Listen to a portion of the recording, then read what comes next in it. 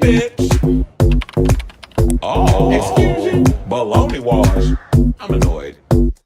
I'm just here to give my opinion and carry Annie. Oh, it's Chris Avalon Unfiltered, bitch.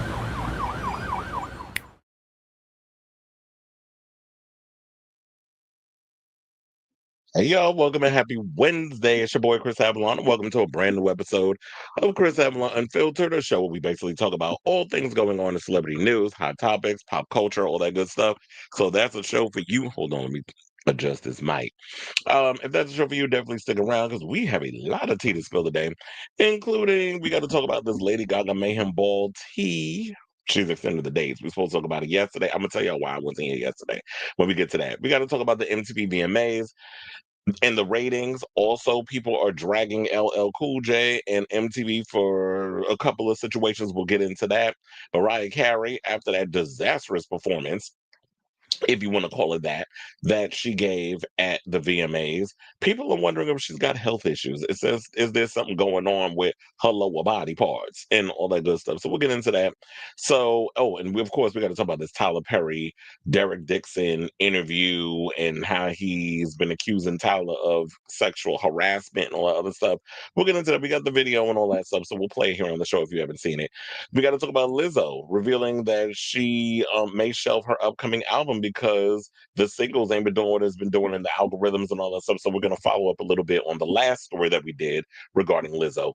Also, Bad Bunny is finally admitting what I pretty much knew the reason why, but he's saying it. So now we can talk about it.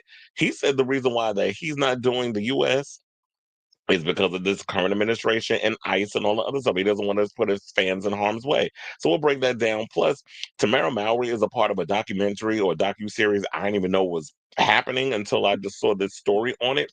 She said she's revealing the reason why ABC canceled Sister Sister, because remember, Sister Sister started out on ABC before it went to the WB.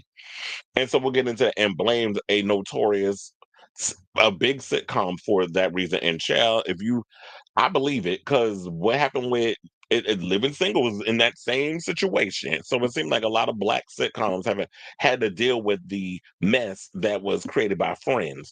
I'm glad y'all got your coins, but we're gonna read y'all down to the floor. And then y'all, now y'all know why I don't like that damn show. But anyway, we'll talk about that. Plus, Whoopi Goldberg is really why she can't afford to retire.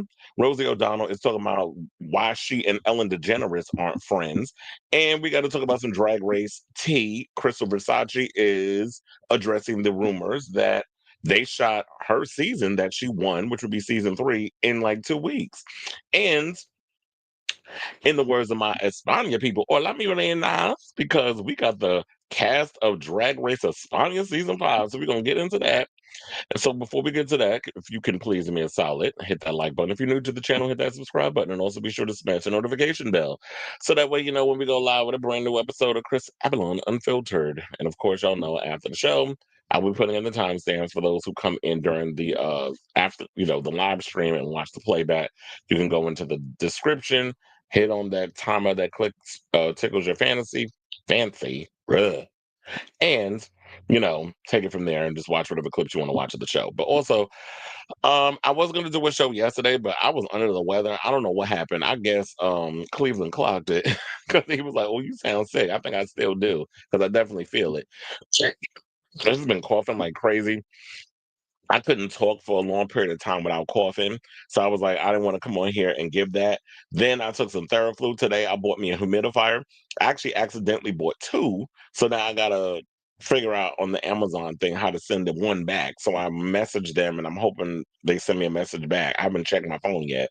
So I had to do all that. And then also the reason why I'm late is because um I was watching a video on Charlie Kirk because I'm sure y'all probably heard that Charlie Kirk is dead after doing a rally of sorts, where he does his thing, his prove me wrong little panel thing, and he invites a lot of the younger generation to come out and basically watch or debate him and all this other stuff. Well, apparently somebody pow-powed him in the neck.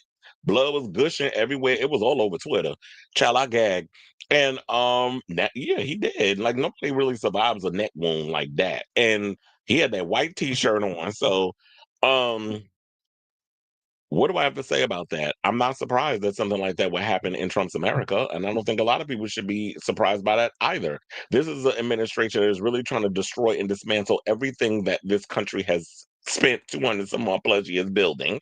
Um, they don't care about any of the people, including the people that voted for them. And so now everybody's in they fuck around and find out era.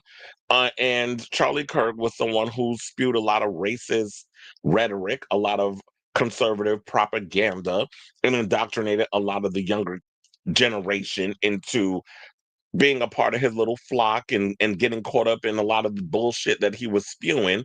And it was good that that he would sit there for the most part and let real people debate him. There's some he still be trying to like curtail around that he don't want debating him in a lot of ways. But for the most part, I do like the fact that you have certain type of conservative pundits or whatever out there that will debate other people, and then they always end up looking like they got egg on their face because they sound stupid. They don't know what they talking about half the time, and so when you actually come with facts, that's what they get. So me seeing like this is the aftermath of what happens. I've been telling y'all the tides are turning. This administration has taken a wrecking ball, not a scalpel, a wrecking ball to everything, dismantling everything, continuing to fund the oligarchs and give them all their little, payouts and hoarding all the money and everything. And while, the rest of us are around here trying to hold on to what little scraps we got. And people are getting tired. People are getting pissed. But the ones that's mostly going to be affected is those of y'all who vote for him in them red states. So when you hearing him getting pow-powed in Utah, I don't know why anybody's surprised. So all I got to say on that is thoughts and prayers, and I'll be looking forward to the episode of South Park when they take this situation on. So that's all I got to say on Charlie Kirk. I'm sure all the Republicans will be out here whining and blaming it on trans people, or they'll say it was a Mexican or whatever the case is, instead of dealing with the actual issue, which is we have a huge gun control problem in this country. I don't understand if you can be hardcore on people when it comes to driver's license and things of that nature. Why can't we provide that same type of situation for people who are gun carriers? There's no reason why you have regular people running out here with like semi-automatic weapons, AR-15s, all these kind of crazy elephant rifles or whatever y'all be running around with. Like, I don't understand it, but they want to continue to not want to deal with the issue because, our country is cucked by so many corporations. If it's not APAC, if it's not, all these other snake ass corporations that always got their hands in the cookie jar, then we got the NRA and we got all these other ones. So until these politicians stop, spreading their cheeks for these companies to be continuing to ram them, ram their meat up their ass without lube, not even spit, then this is what we're going to keep dealing with. So it is what it is. And like I said, thoughts and prayers, because that's what y'all continue to think that's what's going to cure the situation. So I'm just following y'all. Thoughts and prayers. Okay, so now that we got that mess out of the way, I'll see we got a couple of people in here with comments and things of that nature. I'll get to those after our first topic. But so let's get into our official topic, which would be Lady Gaga announcing that she's extending the Mayhem ball. Now, here's the thing. I'm pissed off at myself because I actually had intel on this before the announcement was made. Somebody at the Mayhem ball went and informed me that there was a rumor swirling. I ain't going to reveal who it is because I got to keep my sources where they at. They informed me that word on the street is Lady Gaga's planning on extending this Mayhem ball. It might be coming back here for, I think they said like 2 more days. And funny enough, I looked at the list and it is 2 more days. So yeah, Monster, or as she calls herself, Mother Mayhem, she does call herself that on the tour, has officially revealed that yes, she is going to be extending the tour. So I think she's going to be doing it from now until April. Isn't it like a good 6-7 months?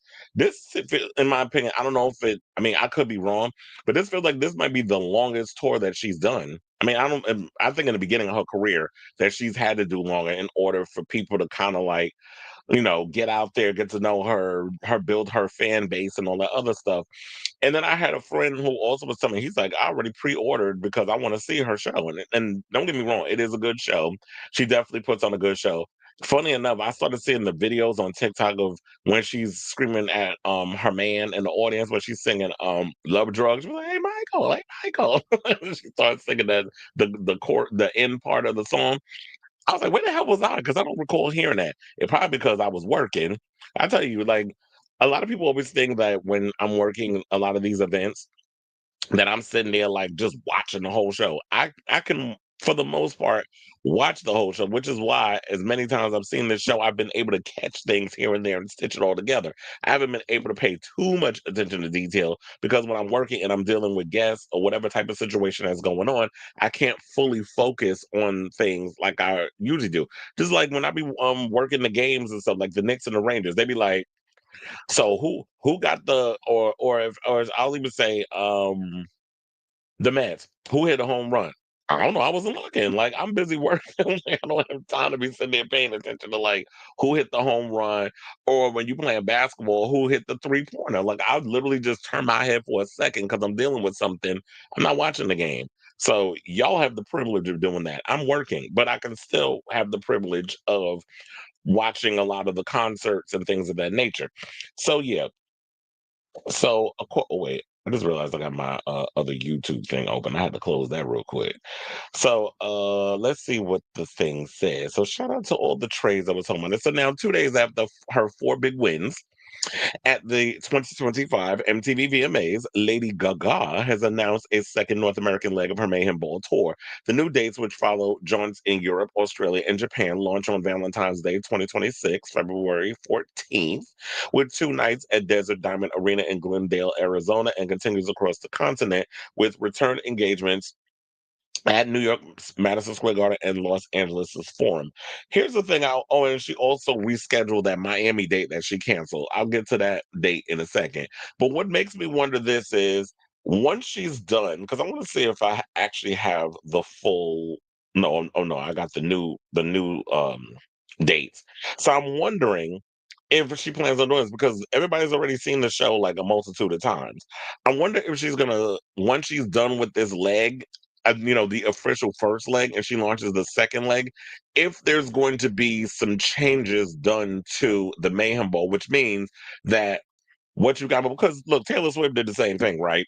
When she did the Eras tour, she went in and when you got this first iteration of the tour, took a break. When she came back, she did change some things up, added new songs, this, that, and the other. So I'm wondering if Gaga's planning on doing that with this tour. She's got the 24 dances, and she's got the band, and she's got all the little set stuff. So I'm wondering if she's planning on expanding the ball, the Mayhem Ball, and adding new things in, changing up some of the costumes. Because, funny enough, with Beyonce with the cowboy Carter and the Renaissance, she kept changing up the looks of her costume. Like her costume did not stay the same throughout the tour, which I thought was relatively interesting because I would think like people would keep things the same, but she's like, we're gonna expand on this budget because I know I'm gonna make that money back. So I need to keep it fresh and interesting for me. So I need to change up some of the looks and things of that nature. So and then okay, so now Variety's Chris Willman called the show the quintessential large scale tour of the year, or at least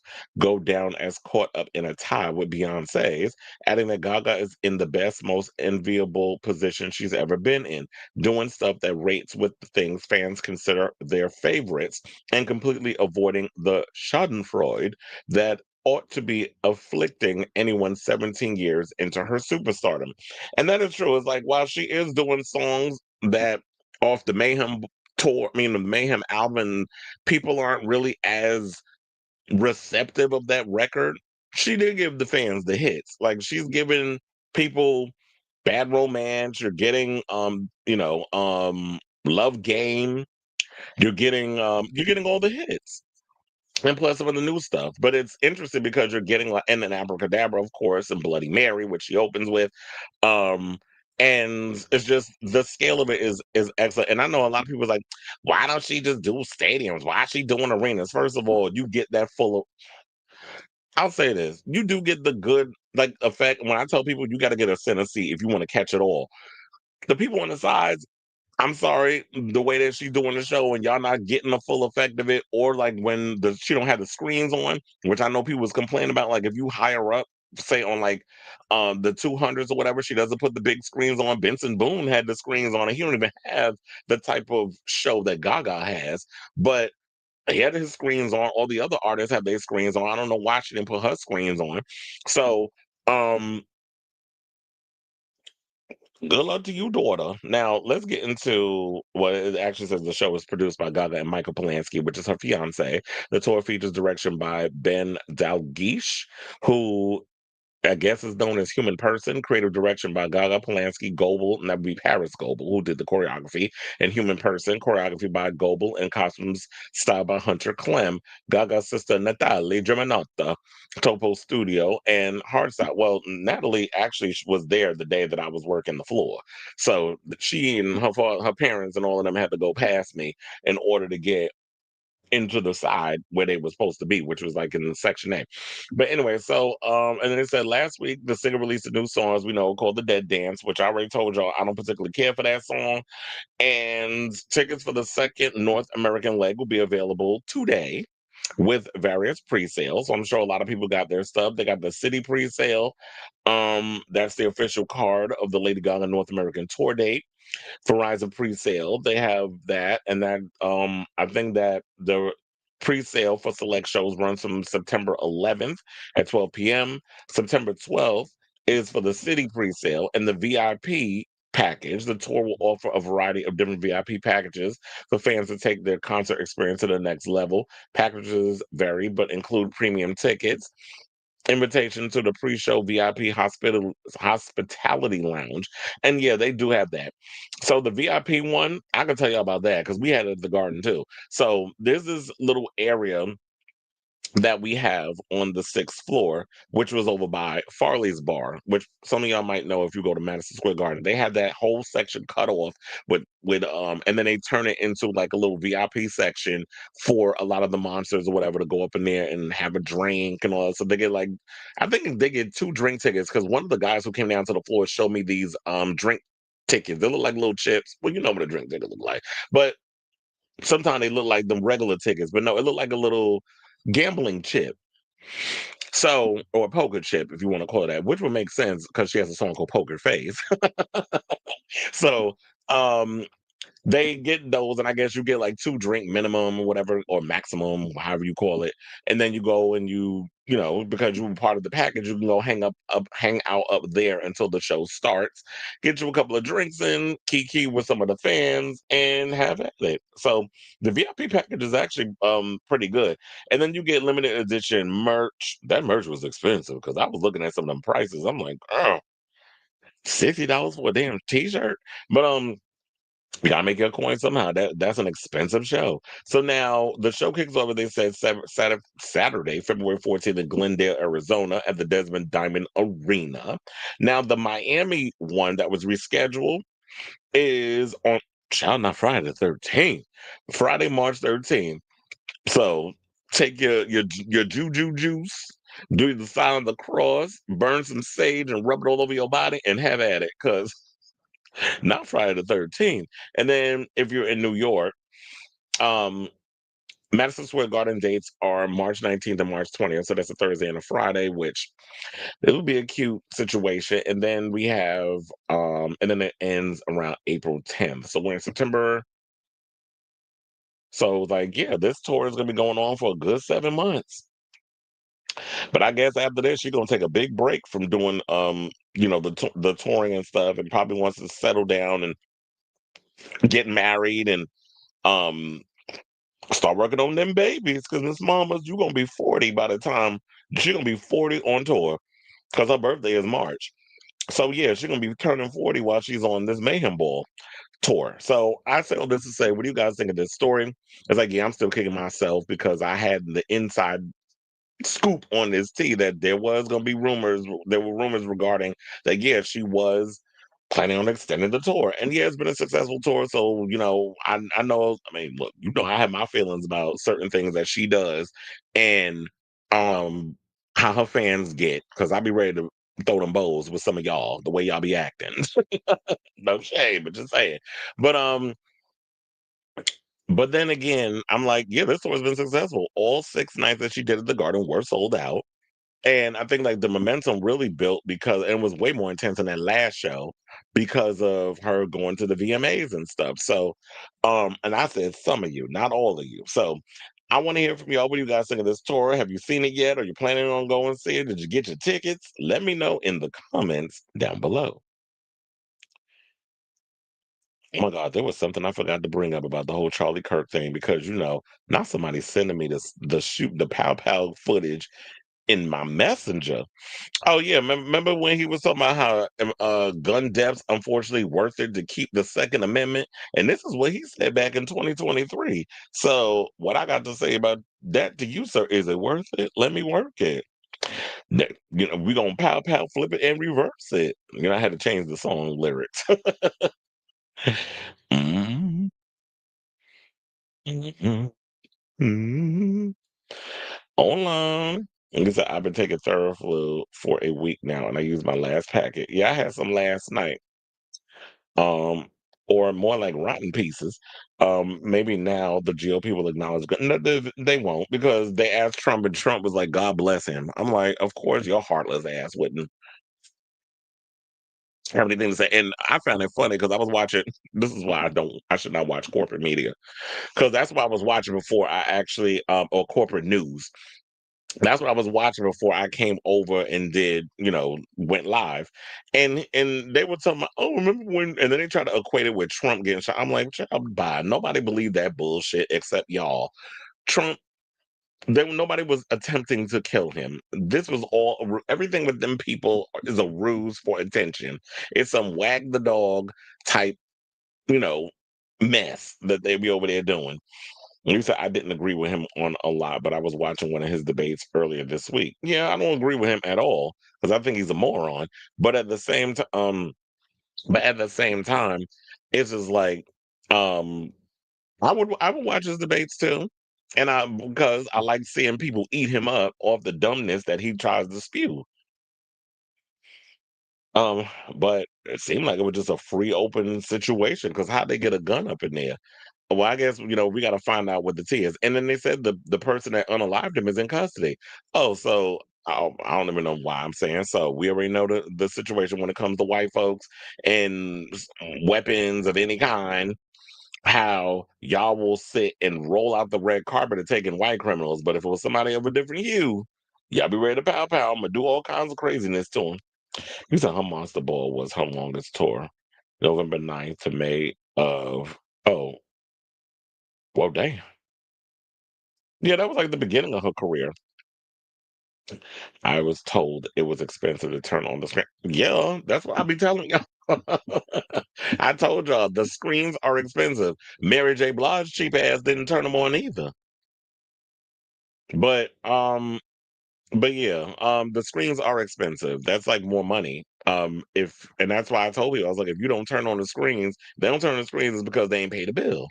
She ain't paid for it, and she's got 6, 7. Well, now it's gonna be 8 nights that she's done at the Garden.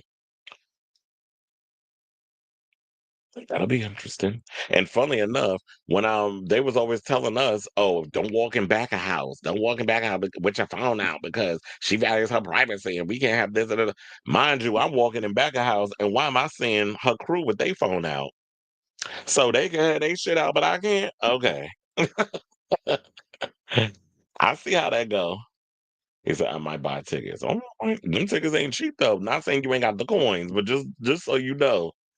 Them tickets ain't cheap. Like even in the nosebleeds, I believe it goes for 600. So Miss Mamas is out here collecting that money. And surprisingly, all the gays we have in the coins. One thing I have to say is I was living for some of them outfits though. There was so many white queens. I mean, I told you there was one black dude. Child, I was about to dive on him, but I wanted to keep my job. Muscled down, had on nothing but a pair of cowboy boots, which I thought I was like, girl, you think you at the Cowboy Carter tour? Like you wearing the wrong foot attire, and had on a pair of briefs. I was all right. When did you go? All right, daughter, when did you come up in here with that on? And then there was another one that I was telling you that had like the little red lace. Remember that the one that she wore at the VMAs, the red lace look or whatever. A guy had that on, had his ass out and everything. I was okay, cheeks. Miss Mama been doing her squats. and on a pair of red bottoms. I don't know if it was Louboutins, but we're gonna call them red bottoms because I'm like, well, unless you got you a man like Summer Walker was walking around with on that red carpet recently. I don't know if she got if he had like actual Louboutins on. Child, did y'all hear that? There was one person that said something on social media had me cackling over the Summer Walker thing because Summer Walker was feeding that white man cotton candy on the red carpet. Somebody said that she was over there feeding that man the cotton her ancestors used to pick. When I tell you I fell out, child, I lost it. I saw the close up video. That is crazy. I was like, I don't want to see nobody dying. I was reading a book when the powering happened. After I was done with my chapter, I opened YouTube and ABC Live News coverage.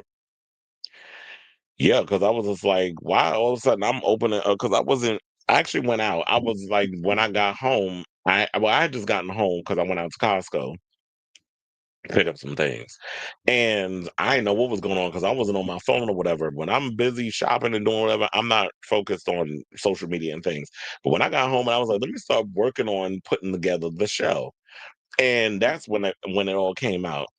You said, and they got the wrong guy. The shooter is the dummies. They don't even know who they picking. Did the person have a gun at least? Or you said, here's why when Kevin said this could hurt the Democrats as he helped get registered Republicans and they could use it again. Well, those Democrats that don't say shit. Wait, wait. Sidebar, Robert. I thought you was on your vacation. Oh, you said, and apparently the suspected shooter, the older gentleman in a blue shirt, wasn't the actual shooter, and the real suspect is.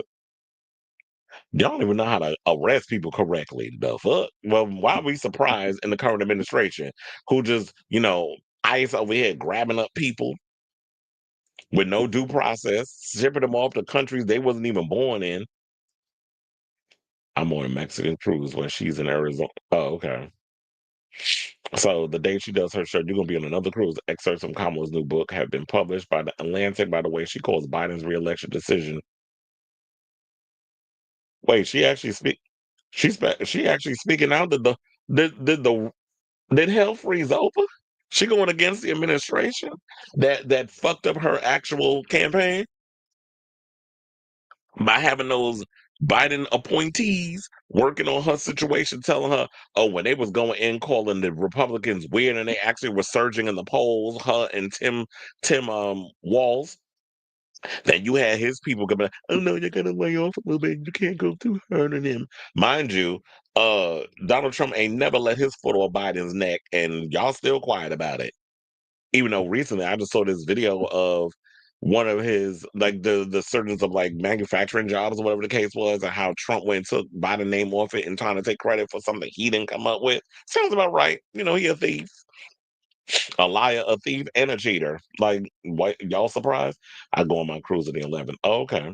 You in San Francisco. That's tomorrow. Not 9/11. I just thought about that. Oh no, we don't laugh about that. Well, at least I don't. So I'm at that age where I can say, do you know where you were on 9/11? Yeah, I was on my way to actually going to the city that day. And then I looked and I was like, Then I get a phone call. Can you come to work? How the fuck I'm getting there? Dummy. Well, I can say that now because I don't work for them no more. But but I'm like, I'm gonna get there. How am I going to get into Manhattan? Everything is shut down. It was worse than the blackout that we had. I forget the year we had that blackout in New York. I got caught up, but I met somebody and we hunched. So that when you desperate, you don't want to be sitting outside overnight. You will find you somebody that will give you some hots on a cot, especially when you're young. But anyway, let me move on and stop telling my business. And let's get into the MTV VMAs. So now the ratings have come out, and now I'm like side-eyeing this because I'm like, damn. This means the ratings is gonna go up, which means the VMAs ain't going no damn where. They ain't going nowhere. They ain't going nowhere. Yeah, and there was a lot of problematic ish that went on with that whole show. we broke it down and we talked about it in the last show. Y'all can watch the whole segment and stuff that I have up on the social medias and things of that nature. But Deadline is reporting that Sunday night's MTV Video Music Awards, which was hosted by that problematic ass L. Cool J. Yeah, I got a bone to pick with your black ass. Number one, how you gonna run up in there and read off the teleprompter? I guess because that's what they told him. Oh, this is a night where we only talk about the leave it up to the music and this, that, and the other, and everything is left on the floor, and we're not gonna bring up no other stuff, which is why I like that Sabrina Carpenter did the thing, protect the dolls and the drag segment and all other stuff. I don't know if there was, I don't recall them being any other political situations that was brought up, but of course we know with CBS bending the knee to Donald Trump so they can get that merger with Skydance, that this was gonna happen. And then so we're not going to talk politics. We're not going to spew any kind of propaganda that y'all will call it. And you sit up there and saying that when, sir, you benefited wholeheartedly off of hip hop, which has always been about putting that fist up in the air and waving around like you just don't care, and talking about all the injustices that black people have had to deal with growing up in the hood. So all of a sudden now, because you made it, because this ninja made it, he made it. Now he want to all of a sudden change positions. In the words of Aaliyah, change positions, stroke it for me. So everything I'm turning into a damn song. But so now all of a sudden, because you've made it, now all of a sudden you changing up situations, and all is, or we not going to talk about this other stuff, but we're not going to address these elephants and things in the room. I get it.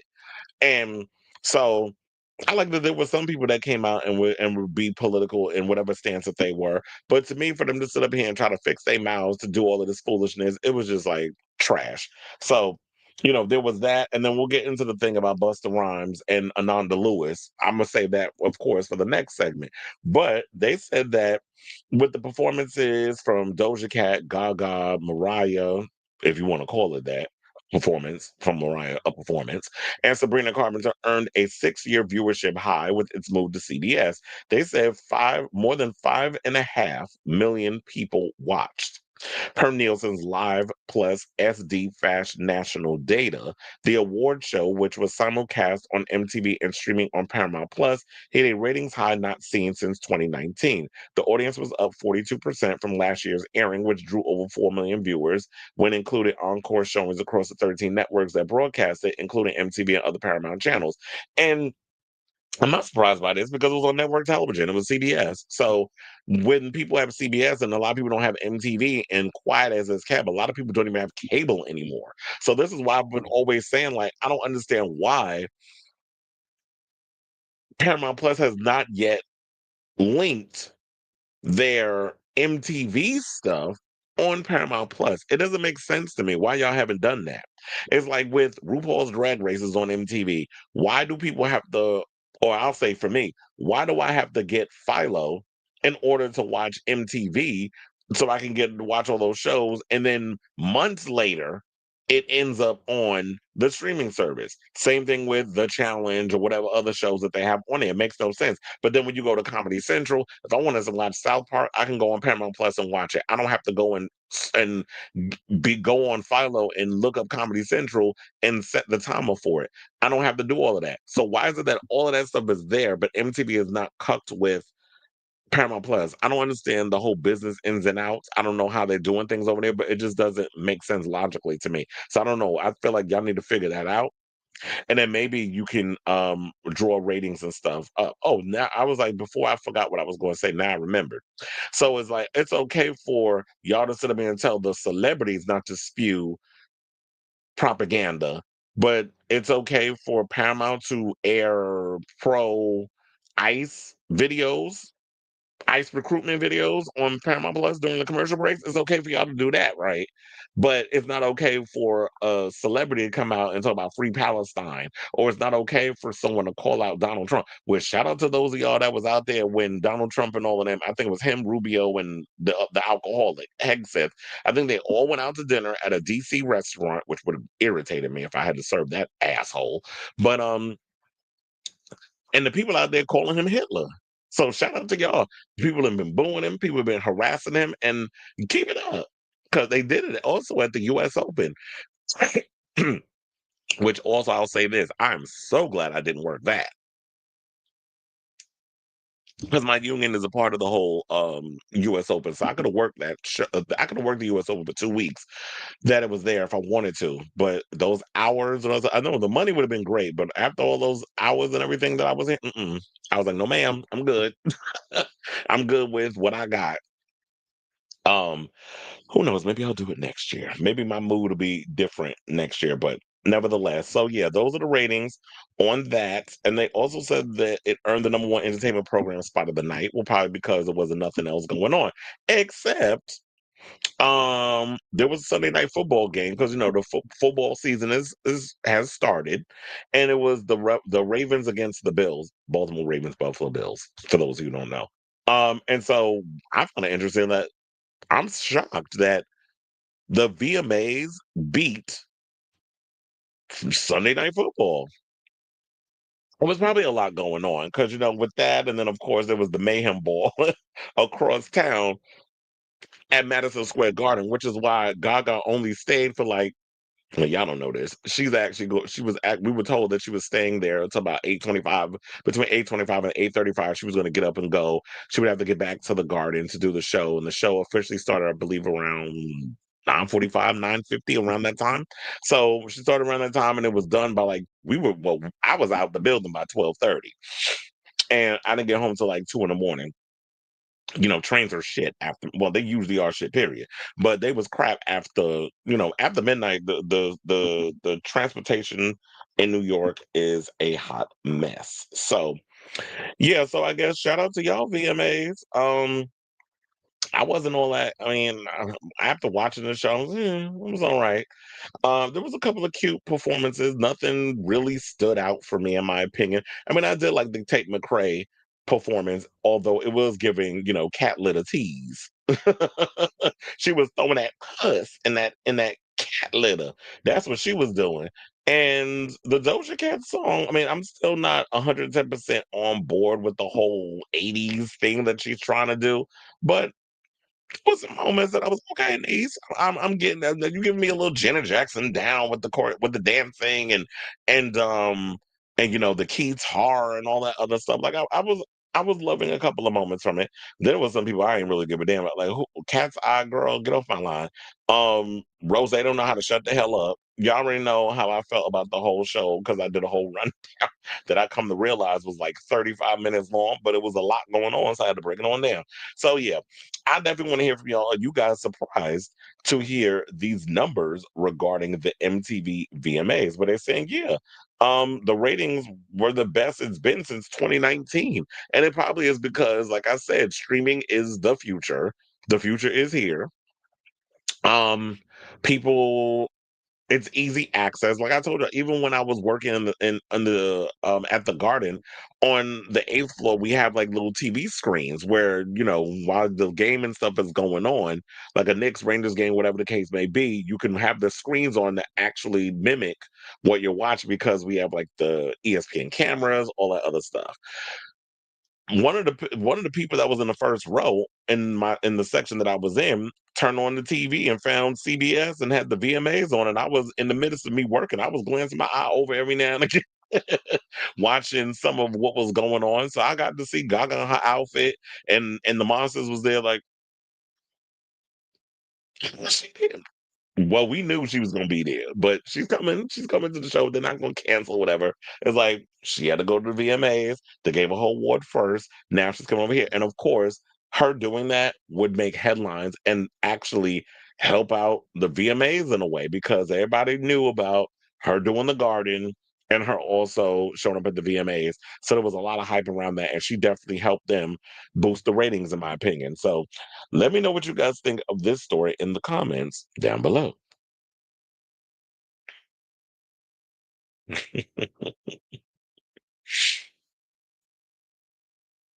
You said I go. Oh, I read that already. So I love hearing your New York stories. Oh yeah, New York is very interesting. It's a character within itself. That's why I love living here. They deleted Miss McCrae's. Why?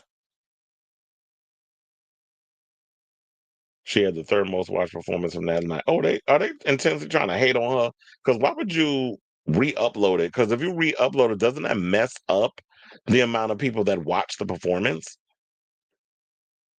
Because I don't. I would think it would be more at this point. That's just messed up that they would do that foolishness. Mariah's poor performance. Okay, because that's clearly what it was. Have you been watching the Alien Earth series? Yes, I have been watching it. I am 2 episodes behind. The fifth episode aired last night. I didn't see episode 4. It is definitely worth it. Check it out. Um, it's a really good show. Noah Hawley does it, and I like a lot of Noah Hawley's work because he did. Damn, what was the name? There was a show that he did that was about like I think like people with superpowers or something or another. I can't remember the name of it, but yeah, I've been a fan of Noah Hawley's work. Um, Word on the street, I don't know if it's true, but then they might be looking at him to do the next Alien Romulus sequel, even though I would have preferred Fede Alvarez to come back. But I feel like there's some type of differences, of creative differences going on behind the scenes. That's why he's no longer part of it. Because that doesn't make sense. Fede actually was making it seem like he was on board to do the sequel, and now all of a sudden he's not a part of it, and they want to bring in a new voice. I'm not buying it. Something's going on behind the scenes, probably between him and annoying ass Ridley Scott, who I don't know why in his mind he think any of us want a damn sequel to Gladiator. We didn't even want Gladiator 2, and y'all gave us that. But why? No, we don't need a Gladiator 3, sir. Put it to bed. Just like, who in the hell asked for a Last Witch Hunter sequel? That movie is god awful. Funny enough, when I heard the news that they were when they were making a sequel to that film, I actually went and rewatch. I actually went and watched it again. I say rewatch it because yeah, I've seen it before. That movie makes no sense. But the visuals and stuff is like okay, cool. Vin Diesel felt like he was phoning it in. They had what's the name? Jon Snow's real life wife in there as the was it the Dream Walker or whatever they called her. Remember that the redhead chick that was from Game of Thrones? That's how he met her, and I think they're married in real life. I forget the actor's name, of the one that plays Jon Snow on Game of Thrones. So yeah, she's in it. Elijah Wood is in it. Then Michael Caine is coming out of retirement to do it. So I was like, mm-mm. But I guess because it's doing so well on Netflix is why they're remaking it. Okay, so Madam Web was doing well on Netflix. Does that mean we need to get a sequel? So was Morbius. Does that mean we getting a sequel? No. Just because something's doing good on, or with the algorithms and stuff on Netflix, don't mean we need a sequel to a movie. But it'll probably be stupid. It'll probably be a bunch of visual razzle dazzle, and you know my ass, because I'm a glutton for punishment. I get off on watching some of the most horrible movies, just like that recent one that I watched with Mila Jovovich and Dave Bautista. My God, that movie was god awful. But why was I sitting there watching? I don't even remember the name of it. Yeah, I need to stop giving Paul W. Anderson some money to make movies because they just get worse than the last one he made. Doja's song, yeah, that's what I said. It was given Janet Jackson. And he said Doja's performance hasn't been racked a million views. Oh, racked a million views yet, which could be a concern for the performance of an album this month. The song is so stereotypical 80s. Exactly. That's why I'm like, I'm not really feeling it because to me it's just like, okay, so you're inspired by the 80s. You can put on the whole, Alexis Carrington, big hair, the shoulder pads, have your titties damn near spilling out of your outfit.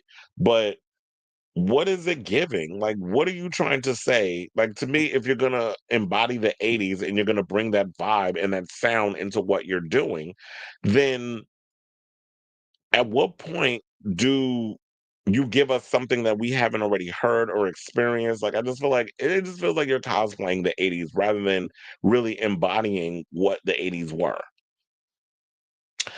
Yeah, you said Sigourney Weaver saying she likes the show. There's a movie, I forgot I think it's called Black Bunny or something or another. I was thinking of Bad Bunny, but I think it's called Black Bunny or something or another, and it's got Sigourney Weaver in it shooting a pair of pumps with that are like guns, but they're pumps. And Mads Mikkelsen is in it, and I think he kills like demons under the kid's bed. And the guy that Brian Fuller, who did like Hannibal and a bunch of other stuff, he's behind this movie. I saw the trailer the other day. That looks really good. I'm definitely gonna go see that when it comes out in December. So, you said there are so many more sounds from the '80s that she can deep dive and make music inspired by instead of synth pop and post disco. Or trying to sound like Morris Day in the time. the Timo equivalent, synth pop has made a big comeback the last few years. And there's some people that's been really doing good synth pop, like most recently, Alison Goldfrapp. But unless you truly you're old enough to understand that sound or embody, or if you're a person who's like a Beyonce, who's a student of music, where it's like you really take a deep dive into understanding those sounds and trying to make it your own and bringing something fresh and new to it, then you're just cosplaying. And that's what it feels like to me with her. So I'm not entirely buying what Doja is selling at this point. I mean, I'll listen to the album, but girl, you about to have you a new flop on your hands, like Scarlett. And does this mean if it doesn't do well that she'll get dropped from her label? All right, y'all. So let's get back into the show and let's talk about Busta Bus, who y'all know already, who wound up getting his Rock the Bells Visionary Award. I wonder who's gonna get it next year. Would that be like? I would have been like, give it to LL Cool J because it's a new thing. But LL Cool J, they might bring him back and host, or they might do Eminem or somebody. I know it'll be interesting to see who they do with the Rock the Bells. Video Vanguard needs to be retired because y'all don't release videos anymore. But anyway, so one of the things that I've totally forgot to bring up because there was so much that was going on with me discussing the VMAs, and this is why but I forgot to put it in my notes. That it was like, yeah, how do y'all not do an in memoriam for Ananda Lewis? You did one for Ozzy Osbourne because I know that's fresh, new, and recent. And Ozzy Osbourne is an icon in the Prince of Darkness, and he's an icon within the world of metal. But how do you only do it for one musician, but you don't acknowledge one of the people who was a prominent figure at MTV back when y'all had VJs? And I actually met Ananda back in the day when I auditioned to be a damn VJ twice. So, um, Busta, during his speech, actually praised Ananda Lewis and talked about her family and everything. And I was like, yeah, somebody, I'm so glad that somebody else got up there and, you know, um, gave her flowers while her former employees just basically paid her dust. So he said, "Y'all know I usually do these long speeches. Tell me about it, because child, we was ready to wring your neck when you done it a few times over at the was it the BET Awards when you was getting your awards and stuff. Quiet as it's kept. Well, it ain't really that quiet because I did bring it up. I wanted to ring Rose neck because that witch wouldn't shut the hell up and get off the damn stage. You going 5 minutes about her inner person and all. I was like, okay, girl, we don't care. Well, I don't. Maybe the K-pop fans do, but I don't. But anyway, so he goes and says, I'm not gonna do one today, but next time y'all take 35 years to give me one of these, y'all gonna let me talk as long as I want. And this is, what he said during the beginning of his speech. He then went on to say, I want to thank, and I think we all need to acknowledge the incredible woman that loved us very much. So, when we came to MTV during the 90s, an incredible woman that loved me and loved us. She loved the culture. She lifted us up. I love her very much. I miss her very much. The late, great, incredible Royal Empress, Ananda Lewis. First of all, you really know how to edit somebody before you get to their damn name or before you give, the when before the climax. And he says, I want to big up her mother, her father, and her sister, Lakshmi. And he also said the blessings don't stop, so we don't stop. Now, Lewis, y'all may not know this, but she first joined MTV back in 1997, where she hosted TRL and Hot Zone during her time at MTV. She left the channel in 2010 to host her own show, The Ananda Lewis Show. She announced her cancer diagnosis in 2020, and 4 years later, she revealed that the cancer had metastasized and was stage 4 before passing away earlier this year. Now, while fans were happy to see Busta Bus give Lewis her flowers, his mention of the late It Girl made many viewers all the more pissed. They said upset, but I say pissed, that the show didn't give her a whole tribute. Now, having contributed to much of MTV's golden age, the fact that the awards show didn't mention Lewis at all was disappointing, which many fans pointed out on social media. One person said, MTV not having a segment to acknowledge the life, works, and contributions of Ananda Lewis is actually despicable. Glad that I stopped watching these award shows. Then how'd you find out unless somebody told you? Then another person, it was very telling that the only person to show any acknowledgement of Ananda Lewis is Busta Rhymes. It literally always has to be us to look out for each other. Ananda was literally a large piece of MTV's biggest era. To not even give her a tribute is trash. Another person said, Busta mentioning Ananda Lewis brings me so much joy because WTF you being MTV ain't said ish about her passing when she gave that damn network so much. So many black artists during her time only gave y'all the time of day because of her influence. And, that's always the case when it comes to MTV. First of all, MTV wasn't even all about acknowledging black talent back in the day. We had to fight tooth and nail, and even David Bowie had to drag them to their face. Talking about why aren't you incorporating black talent on these shows? Why aren't you bringing out more black musicians, black performers, black talent? Why we're not seeing these videos? You seeing white people emulate a lot of what black talent is doing, and you putting them on. And don't even get me started. Like I love Eminem. I definitely need to see that Stands documentary that's on Paramount. I don't know. Last night I was sick, so I needed a little comfort food, so I started watching old episodes of Queer as Folk because I was just like I wasn't feeling well last night.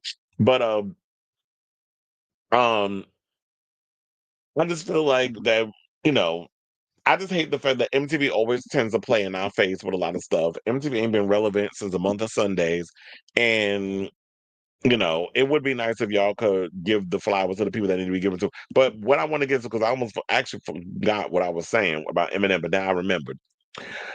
Eminem was someone who loved the culture, who respected hip hop, who respected the black culture, and had to fight tooth and nail to be accepted amongst the art form because here's this minority who is a white boy who was considered a minority in this genre of music who had to fight tooth and nail by battle rapping and going toe to toe with some of the biggest and the greatest to prove that his mouth and his pen was sickening. And so he respected the game. I didn't like the way MTV would try to always prop him up to make him be like, oh, we just going like push all of y'all on the back burner while we prop this white boy up. So I didn't like how MTV was trying to do Eminem the way they was doing, even though he is someone who is truly a real one when it comes to this genre of music. But MTV, I always looked at them as things, which is why I rather work. I decided I would go over there at VH1 instead of going with their messy ass back in the day. But and another person wanted to say Anonymous Lewis deserved a whole tribute to the show to be TBH, hashtag VMAs, RIP. And what I don't understand is like, yeah, like since y'all trying to make the VMAs like the Grammys by adding, artists of the year and all this other stuff in there. When it's like, what that got to do with music videos? Since y'all trying to gramify the VMAs, then maybe y'all should have did an in memoriam, like rip off your own stuff.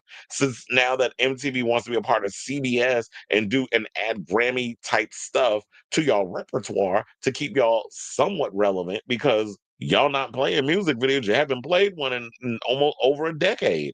So shout out to Busta Rhymes for giving Ananda her props, and I was like, I definitely had to do that here as well. So I definitely want to hear from y'all. What do you guys think of this story regarding Busta Rhymes paying tribute to uh Ananda Lewis at the VMAs, and of course MTV disrespectful behinds only worrying about who's the hottest thing in the moment.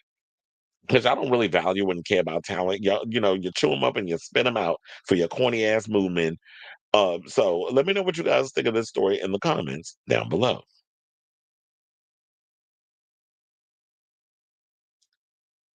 Wait, did I miss that? You said maybe her Stranger Things boyfriend inspired her. Mm,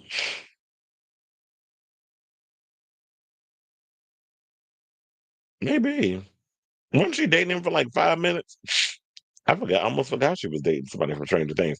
Yeah, how could MTV not honor her? She was on there for like 5 to 6 years doing this. So okay. Now I guarantee if Carson Daly fat ass rolled over and died, y'all would give him a goddamn in memoriam. In fact, y'all probably give him a Tournament of Roses parade.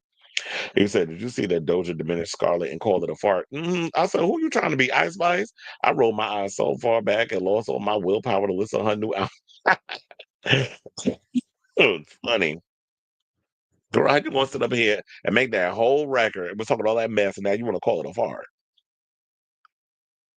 Ma'am, ain't nobody tell you to sit up in that studio for months making that record. Own it. Don't get mad because it didn't make you no money. Because it was I wouldn't call it a fart. You should call it a flop. Eminem said he was a big fan of LL Cool J growing up. I mean, yeah, LL, isn't he older than him? Yeah, LL got to be in his 60s now.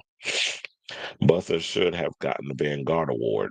Exactly. I don't understand this other thing that y'all gave Rock the Bells Award. I'm like, yeah, if anybody should have got a Video Vanguard, it would be him, unless he has one already. I don't remember. But yeah, he was someone who was very much a visual artist.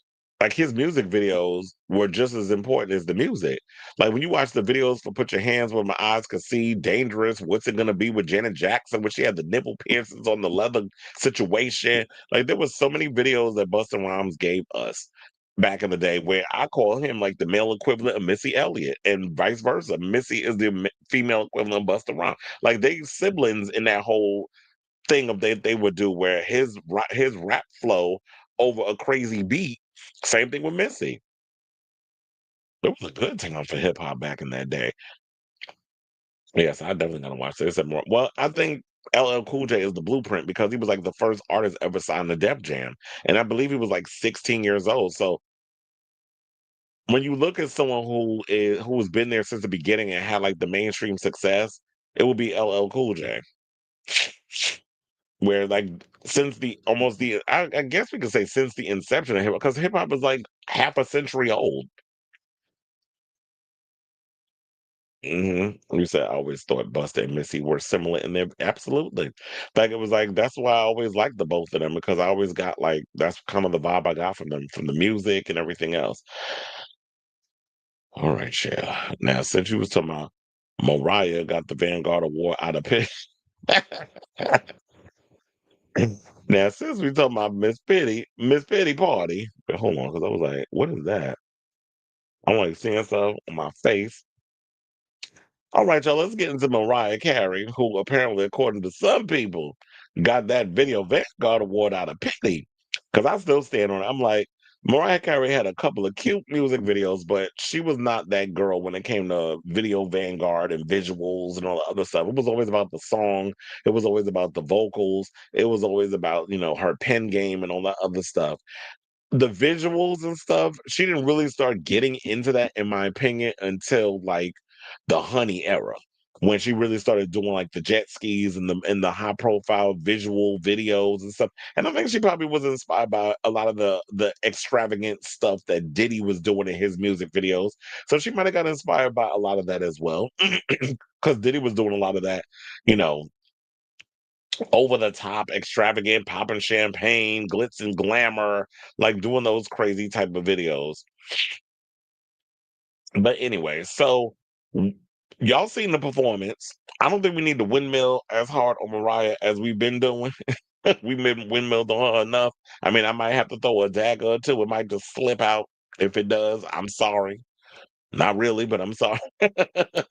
But so yeah, so people are actually wondering because she was running around here wobbling across the stage like she was C damn 3PO from Star Wars. And people were wondering after she was performing that medley if she got issues with her physicality, like what's going on with her legs. And um one people said that her voice was as powerful as ever, although word on the curb was she was lip syncing. But then again, who wasn't lip syncing that night? It seemed like everybody to me was lip syncing except Youngblood and Steven Tyler. But it seemed like everybody was lip syncing for their life, like y'all was trying to be the next, I guess, go up.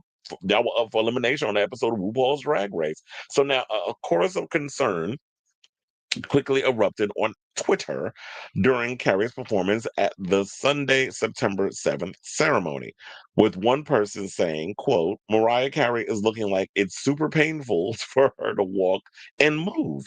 Is she okay? One person wondered why another asked Mariah Carey okay? She seems a little off.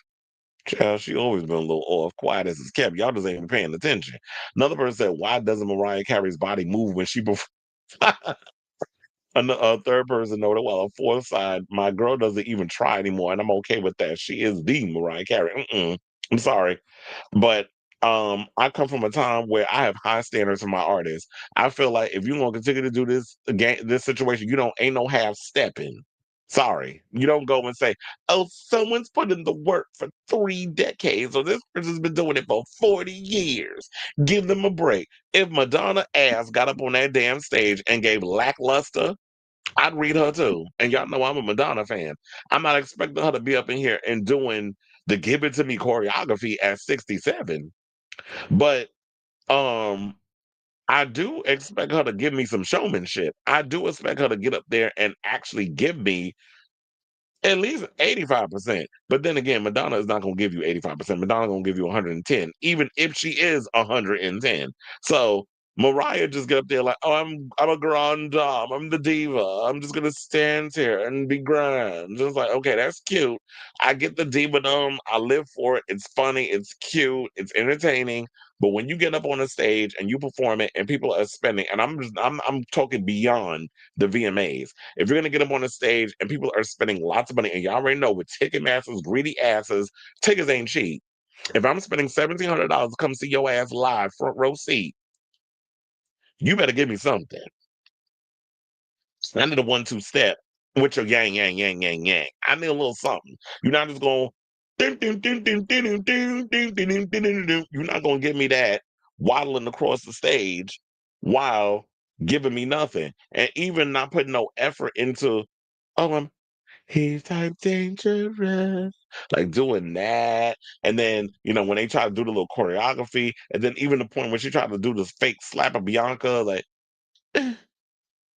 that's not even a slap. I told you I've seen better slaps on a RuPaul's Drag Race challenge. And that's what you giving me?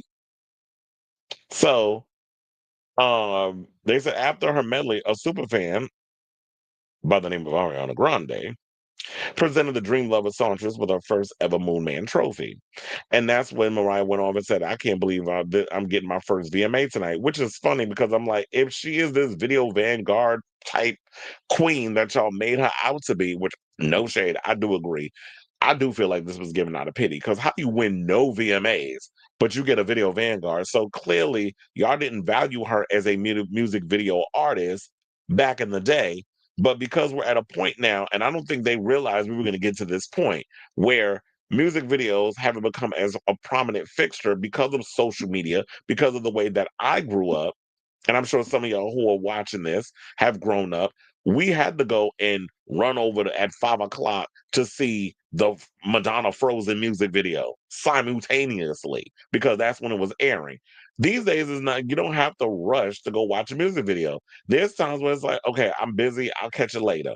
I'll put it in the queue, and when I have the time, I'll watch it. So music videos don't carry that same cultural significance that it did back in the day when we didn't have that many options, when social media wasn't a thing.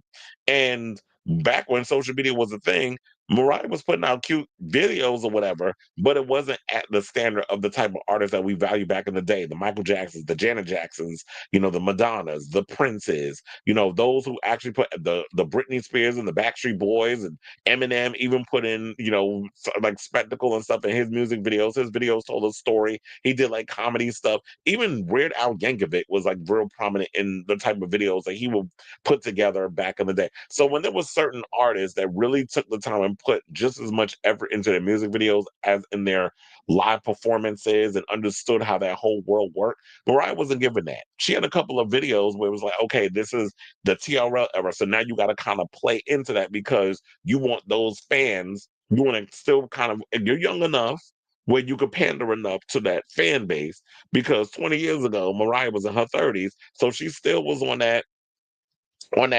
situation where she could placate to the TRL audience. But I don't think she was really that into the whole music video thing, except when it was around the TRL era. So she also said that she was in therapy and taking medication for bipolar 2 disorder. So I'm wondering if that's why she's kind of been, because half-assing it. Maybe it's the bipolar medication. Because they said after her breakdown in 2001, and I'm really hoping that speaking of people who had a breakdown, because remember we had that with Lil Nas X. I hope he's not having a bipolar diagnosis type situation. So hopefully he gets the help that he needs because but yeah, back in 2001, she they said after the breakdown, she kept the news a secret until a 2018 interview where she confessed, "I didn't want to believe it. Until recently, I lived in denial and isolation and in constant fear someone would expose me. I was too heavy a burden to carry, and I simply couldn't do this anymore. I sought and received treatment. I put positive people around me, and I got back to doing what I love, writing songs and making music." The Songbird said that that she is in therapy and taking medication, and also said, "I'm just in a really good place right now where I'm comfortable discussing my struggles with bipolar 2 disorder. I'm hopeful we can get it to a place where the stigma is lifted from people going through anything alone. It can be incredibly isolating. It does not have to define you, and I refuse to allow it to define me or control me." So, um, then, so with all of that being said, now people are just wondering if she's having, we already know that the mental health situation, she's got that on lock, apparently. But people are wondering if there's any physical health issues that's going on. So they said in a March Reddit thread, a user claimed they heard the Queen of Christmas was suffering from fibromyalgia and arthritis. Fibromyalgia is the same thing that Lady Gaga has, but Miss Mamas is in great physical shape now. She's dancing and jumping around on stage, and she's able to do the things she wants to do. So, if there is a way to help cure the fibromyalgia type situation, I would definitely look into that. But wait, where was I? Oh, they said the former is a long-term condition that causes widespread muscle pain throughout the body, as well as fatigue. While Carrie has never addressed the issue, others thought something was definitely going on with her health, saying we don't know exactly what it is, but the underlying feeling is that this is not like her, especially in recent years. She doesn't have a bad attitude and she's not an ungrateful kind of person, so something is off, and I'm worried. This is according to one fan. And another person, I think, said, I mean, honestly, I wouldn't be surprised. Stuff happens as you age. I also wonder often if she has psychomotor impairment, which is an effect of bipolar stuff. Anyone with eyes can see there's something wrong physically. She's stiff as hell and can barely move, as opposed to how she used to run around on stage. And don't give me she's 55. That is not old. As to what's wrong, that's just speculation. None of us knows. This is according to what third fan. And yeah, that's so true because Ricky Martin is what, 52? Was just jumping around and doing all that dos, tres, una, una, ante Maria, like doing all of that stuff, all that jumping around and the dancing, the choreography, do all of that at 50, 52, 53. Madonna was running around on stage up until she was 60, doing all kinds of crazy stuff, out dancing her 20-year-old fans. Sidebar, shout out to Cloud, who y'all probably remember from Daniel Cloud Campos, who used to dance with her during the Confessions tour, and I think he did the tour after that. Um, he turned 40. I'm like, damn, I feel old. I used to have a thing for Cloud back in the day. But anyway, so who didn't I have a thing? um, so yeah, and then so yeah, Madonna was running around up until she was in her 60s, dancing crazy and stuff once they do all kinds of physical stuff. Jennifer Lopez, say what you want about her that we have on this show, but the girl she don't know, Jennifer, was running around recently in her tour overseas, dancing and doing all kinds of crazy choreography and stuff. So yes, 55 is not old. You could say, I mean, yeah, it'll hurt the next day. You're not gonna be able to recover like you used to when you was in your 20s and 30s. But at 55, 56, whatever the case is, in your mid 50s, you can still do the things. But it does kind of make me wonder, maybe there is some kind of physical ailments because of from the medication that she's taking for the bipolar 2 disorder. So I say all this to say, what do you guys think of this story regarding Mariah Carey? Do you think that a lot of is it laziness? Do you think that because that's what a lot of us would say, okay, she ain't even trying no more. She just being lazy. She just getting up there thinking like, I'm just gonna dilly dally and y'all gonna eat it up. But the children are reading you, Miss Mama. So I definitely want to know what you guys think about this whole situation. Definitely hit me up and let me know what your thoughts are on this story in the comments down below. Mm.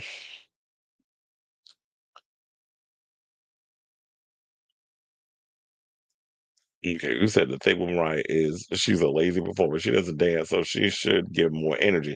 Yes, and I don't think you need to dance. There's plenty of people who don't dance in their shows. I mean, Kylie Minogue will do a little shimmy here and there. She'll do a little choreography, but for the most part, she's moving around the stage. She's running up and down the stage. She's singing. Speaking of 55 or people in their mid-50s, Kylie Minogue, she another one.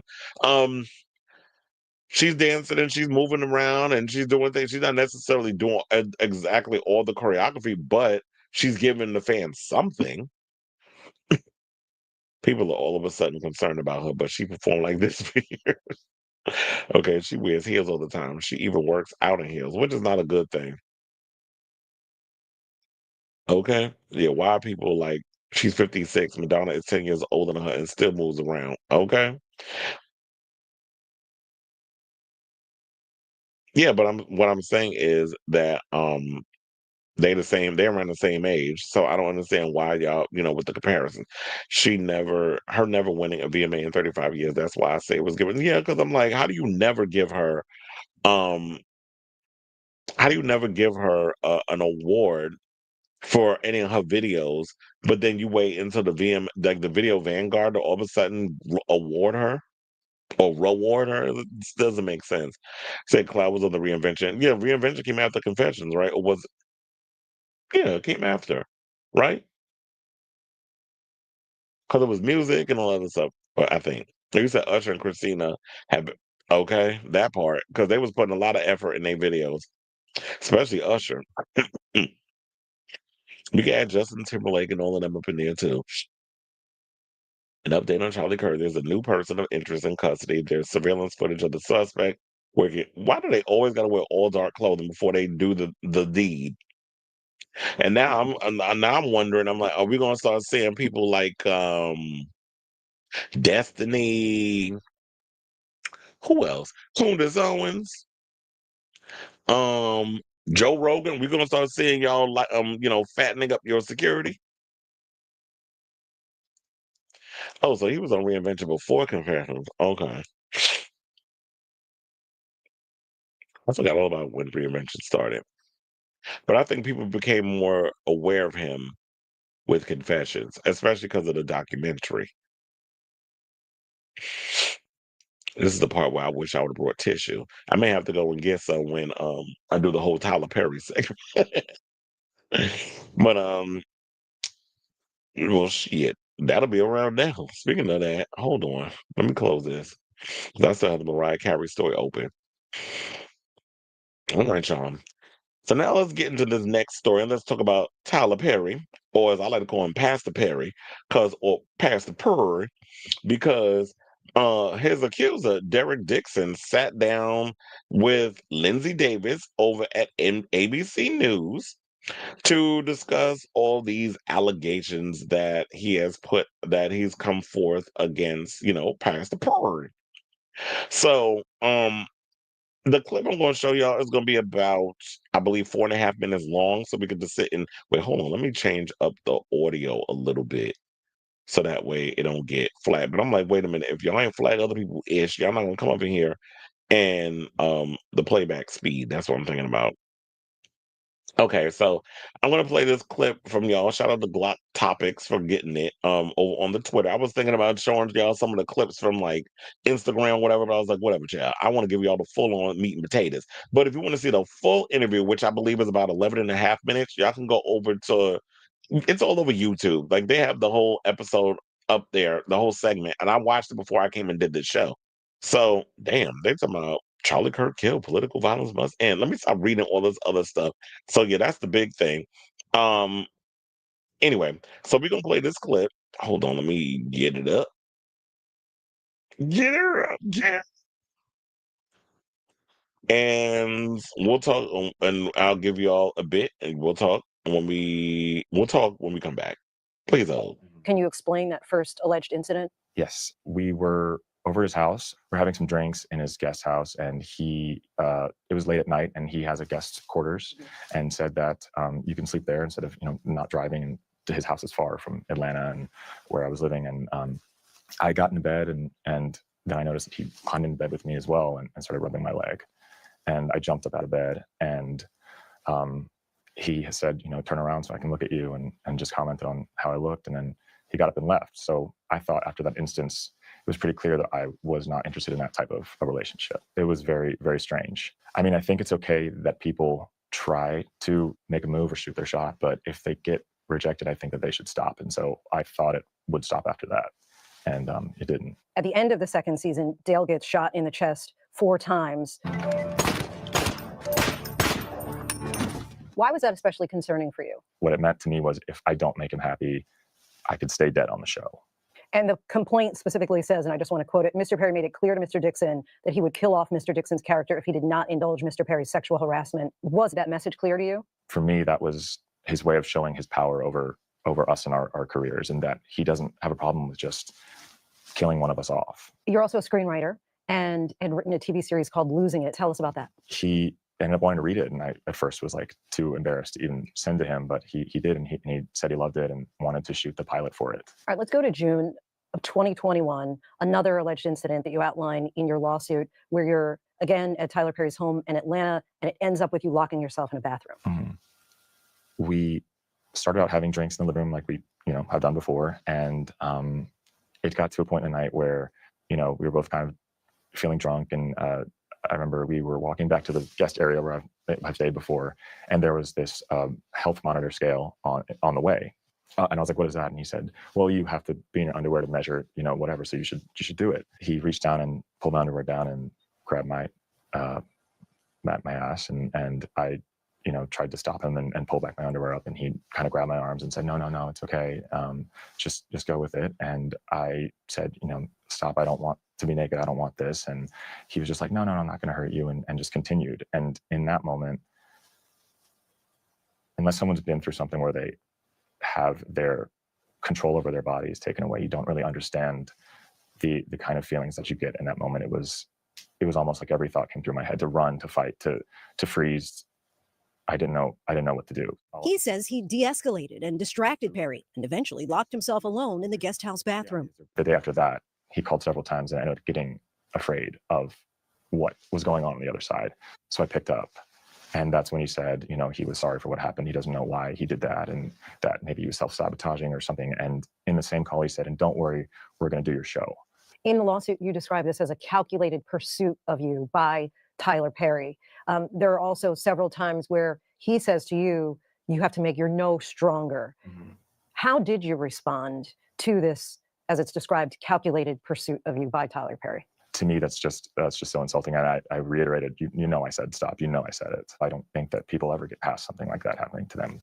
Dixon tells us he last spoke to Perry in the spring of 2024 and left the show in September of that year. What ultimately became of your pilot, Losing It? Yeah, it hasn't gone anywhere. He still owns the rights to it. So I can't now go and sell it. Mm-hmm. Can you? So back. Okay, we back, daughter. Yeah, so Derek Dixon told his story. Now, do I believe some of the stuff that he's saying in the situation? I do, but also I don't think he's innocent in the whole situation either. So of course I got to break everything on down. Like, look, once upon a time, not long ago, there was somebody by the name of Christian Keys that came out and said something very similar to what Derek Dixon is applying here in this video. Because if I'm not mistaken, All the Queen's Man was a show that was created by Christian Keys. I believe he sold it to Tyler and all this other stuff, and Christian did go on his Instagram, which I think he took those videos down because he got paid allegedly. But I'm saying allegedly for the legal situation. Chad, you got paid, but I do feel like, okay, so when he went on the whole video situation and told his side of the story and everything that what had happened, he basically made it seem like, wait, I did not want to do that. He made it seem like basically that, there was somebody that was there that was sexually harassing him. That he said that when he was drunk and he was over at the person's house, he didn't mention who the person was, but we all kind of put two and two together and figured out who the hell which butch queen he was talking about. And we all put we rubbed our little situation together, and it came up conclusive to this man over here on the left that he was the one that was probably the one that molested, allegedly, Christian Keys. He said he grabbed him by the ding-a-ling and he told him to stop, and had, I guess, like, he tried to get into bed with him and all this other stuff, and was telling all these stories. Wouldn't tell us who it was, but like I said, we figured out who it was, or we speculated who it was. And now we have somebody else coming out and they're saying this. One of the things I don't like about this whole story is that people run around, "Oh, we're not going to take another black man now." I don't give a fuck about all of that. Well, a black man who's in a powerful position, and we're not taking somebody down. Abuse is abuse, and wrong is wrong. And to me, when you're out here spewing all kinds of, you're making your money off the backs of black pain, which I don't approve of, that the only way that you could be successful is that we got to be slaves. Women got to be coming from an abusive situation. And y'all eat this shit up all the time. So if y'all want to eat that up, go ahead and eat it. But me, I feel like there's more value that comes with us as people of color, besides it having to be trauma porn for the people like him to make billions of dollars off of. And that's what he's done. Also, he is non-union. He's not all for trying to pay people they rightful amount of money. So that's another reason why I don't rock with Tyler Perry and a lot of what he does. But Taraji Nolan said, "He gave me so much money. Oh, he paid me so much." Yeah, because he don't pay them motherfuckers over there. That's how you was able to get your salary. So of course you're gonna be happy with your salary, because he had to rob Peter to pay your ass, because he don't like paying people. How you think billionaires make their money? They hoard it. They don't share it. And it ain't just him. It's all these oligarchs. I don't know why you would be surprised. He also revealed why he put that amount on the thing. Let me see how much was it. Oh, the $260 million. Because I was like, sis, now you reaching. Like, you really trying to go over the 260? He said the reason why he chose that is because of the amount of work that he's had to lose in the situation. And I believe how him and Tyler met was the fact that he was a cater waiter at this event. And apparently the person who is in charge of the cater waiter and company, the word on the street, according to the court documents that he has filed against Tyler, may have groomed him to get caught up in this situation where Tyler, in purposely or intentionally, they had to kind of cross each other's path, and where Tyler confronted him, was like, "Well, what do what are your dreams and aspirations?" Because that's what something that he said in the interview, that he talked to him, they were having conversations. "What are your dreams and aspirations? Are you an actor?" Da da da da. Because a lot of times people who do cater waiter jobs, waitresses, bartenders, like if you do that type of job, then you're also an actor, or you're a singer, or you work in the arts. And so they formed a friendship in that way. Then we saw the text messages, which I think I can find. Hold up. Because yeah, there was some, because I kept the thread open, chat.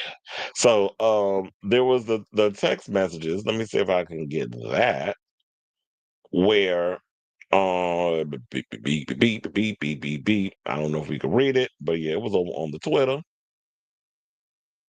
when basically it was saying like, "I can call you later or tomorrow sometime." And it says, "You have a really fresh voice and take on things. I don't know where this is going, but I laughed the entire time. I can see the world and the characters. My exclusivity ends in 30 days. I want to take losing it out to Amazon and Netflix." But I think this is regarding about the project that he was trying to sell to Tyler. So he probably saw it as an opportunity to, "I'm gonna come over here and I'm hooking up with one of the biggest names in the entertainment industry. He's valuing my work. He's talented, all this other stuff." But then he went on and said that he ain't know Tyler was a homosexual. Now, girl, first of all, we know you was a big old queen. But how you can't look at Tyler and get butch queen tease? We all know we've been clocked his soul. He ain't want to come out and say it. And I'm not trying to push nobody out the closet. I'm not trying to shove you out the closet. I'm not trying to usher you out the closet. But we're not going to sit up here and try to act obtuse like you didn't kind of sense it. So it's there. So in this whole situation, um, I kind of feel that both parties are guilty in a way. So And two things can be true at the same time. So I don't know why people try to act like that. Wait, I don't know why he was doing that. It's probably because I'm just gonna have to leave it like that. Um, yeah, two things can be true at the same time. Where Tyler was definitely using his position to get some from Derek. Because when he did mention something about a car, and I think Christian Keys mentioned something similar about a car situation and how Tyler was buying him gifts and all this other mess. Derek was like, oh, he didn't like his car, so he went and bought him one. And if you're gonna buy somebody a car, you're gonna do all these things, there's gonna be some strings attached. And he's talking about how he pulled his pants down and grabbed his butt and told him go with it and all these other things. I do feel like when you look at these people like a Tyler Perry and so many others, these are sexually repressed men who are so caught up in being indoctrinated by their religious belief, because he is a God-fearing Christian. He is so deep in that whole world, and then you're wrestling with these homosexual tendencies that you don't know how to deal with them. So um you're trying to present yourself as this thing on the outside, but on the inside, like I've had my aunts and stuff say that they can see it in him. So you're really not fooling people. The funny thing is, the type of people that you base your projects on, they'll look the other way as long as you tap dance them and you give them a good show. But you still a faggot in their eyes or whatever. And another thing, can we talk about that bulldagger looking bitch, Jess He Not Larius, who always feels the need to want to go in on T.S. Madison. I'm glad she ate her ass up again, because it's like, bitch, leave my name out your mouth. But how this dummy didn't even know that, because Tyler Perry apparently had said something in the text where he was mad that Derek didn't acknowledge him and say something about, oh, this stud or whatever the case is. And he was like, stud and whatever. He was like, yeah, this stud in the picture or whatever the case is. I guess Tyler Perry looking and seeing like he's a stud. When no shade, Tyler, but I can't. I like you. I cannot imagine rolling over in the bed and seeing Medea like staring back at me. It's like you sit up here saying stud. Child, that's like calling Jay-Z a stud. But if you like it, I love it. Um, but in this situation, she didn't know that men were referred to as studs. I'm like, so this bitch actually thinks the whole time that lesbians are considered studs? No, that's what we call them now. They was always called different things. We used to call them AGs back in the day. We used to call them all kinds of stuff. Now lesbians go by stud, or they've been going by for a long time. But I know like most lesbians that I know, like the masculine presenting ones, do go by stud. Now, if this stud looking bitch actually thought that only lesbians get, like, what are you implying? Or are you trying to be funny, but you not funny? Because I don't think she's funny, which is why I call her Jess He Not Hilarious. Always trying to jump into something and throw a homophobic dagger, but then did a whole interview the other day sitting up in Carlos King face a couple of months ago trying to play the victim because the gay community was eating your ass up because you traded with us. And you thought you could sit up in here and say that mess and we were just going to let it rock. No, bitch, you picked the right one. Zuh. So to wrap all of this up, because I know it's like I went on a whole Jesse Now Larry tangent, but it kind of felt it kind of worked within this situation. Yeah, she had to get the damn stray, that same stray that Charlie Kirk got earlier. So in the neck. So, but I also think with everything that was going on with Tyler using his position of power, to get something from Derek, I also think that Derek saw opportunity, played the long game, and entertained and encouraged Tyler's advances for the ultimate payout. And so, no one is innocent in this situation. But if I'm not gonna be able to work because I'm gonna get blacklisted because of what you've done to me, and if you don't believe that Tyler Perry doesn't have the ability to blackball people from the industry, go have a conversation with Monique, because she stays with her foot on his thick ass neck when it comes to this whole situation about how he moves in this industry. He may not have the power to get you to do his whatever, whatever, whatever, but he knows Oprah. Oprah knows other people. So you don't think that he could make a call or she could make a call and have Will Packer and all these other people not fuck with you because they could say, oh, so and so is difficult to work with when y'all are the problematic ones? Y'all the ones that could have pulled up that money for the whole Precious situation, because I'm not digging in my goddamn pocket to do no press at the Venice Film Festival if I'm not getting paid? You know how expensive Italy is? So you can suck my entire dick from the back with that mess because that's not happening. So at the end of the day, I feel like if you're gonna fall for the foolishness, especially when you aren't brave enough to live in your truth, pay me for my pain. Because at the end of the day, Derek is not gonna be able to get another job in the industry. He's done. Because the blackmail, the blackballing, all of that stuff is happening. And you don't think there's other people? And he also said this, which I'm like, maybe you can side eye all you want, but if he's actually truly like, because he did say something or another that, oh, well, I'm doing it so it doesn't happen to another person. So it's like, if I settle behind the scenes, if I kept it quiet and I'm just like, okay, look, I got money. I mean, you did what you did to me, like Christian Keys went on social media through subs and got a payout. And you see, you ain't heard him mention the videos, I mean, the situation ever again. He got his pay, allegedly, because that's the only reason why I was shut the hell up. He ain't go to police and he pulled down them videos. So Tyler Perry knew that he was the perpetrator of the situation and want to keep you in keep his secret in the dark. Then that's what you do. And now Derek has come out and said this, but he's like, I'm not going to keep silent about it because, yeah, I want to get compensated, but I still want my payday. Pay me for my pain because like I said, he's not going to be able to work. He ain't going to be able to get another gig in this industry. You've had this person ruin your career because he ain't comfortable enough in his skin to come out and be the arrogant that he was born to be.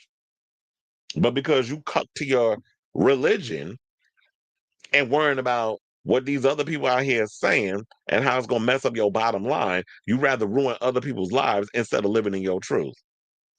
But I always say this, since we want to talk Bible verses in church and all these other things, maybe I'll use this quote against your black ass.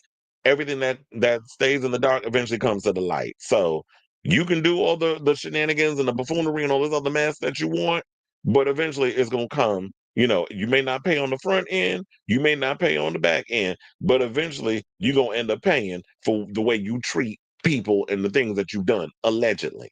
So I say all this to say, what do you think of this story regarding Pastor Perry out here allegedly dealing with his male co-stars? Because there was also a story, and I believe that Christian Keys mentioned this, that there be men out here that, yeah, they will touch their ankles, and allegedly this person that he would not mention keeps a certain harem of men on retainer, and yeah, they bend over and touch their toes for a little, him while this person having himself a good time, not for a long time, and while you making him feel alive, they get a little payout and they go about their business. The Christian said he wasn't the one or the two. He wasn't touching his ankles to in order to get whatever. He was going to do it with them threats he did on Instagram, and apparently it worked. So I will definitely be keeping this story abreast of as it develops, because I'm sure it's not going anywhere. This man told his side of the story. Tyler Perry hasn't said anything, and we already know this story ain't going nowhere no time soon. So I'll definitely keep you guys abreast. So let me know what your thoughts are on this story in the comments down below.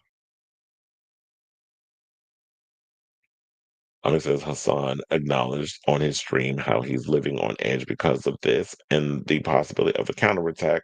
Hassan and Dean should be, Um, it is going to be dangerous right now, especially like when it comes to these things. It's got to be metal detectors. You really have to put like a lot of money up, and it's dangerous times now because of the current administration. And nobody's saying or doing anything because yeah, they're both cucked to the NRA. So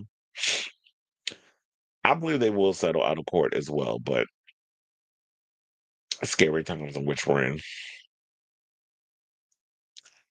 All right, y'all, let's move on to some lighter news ish. And let's talk about Lizzo, who is in New York Magazine, by the way.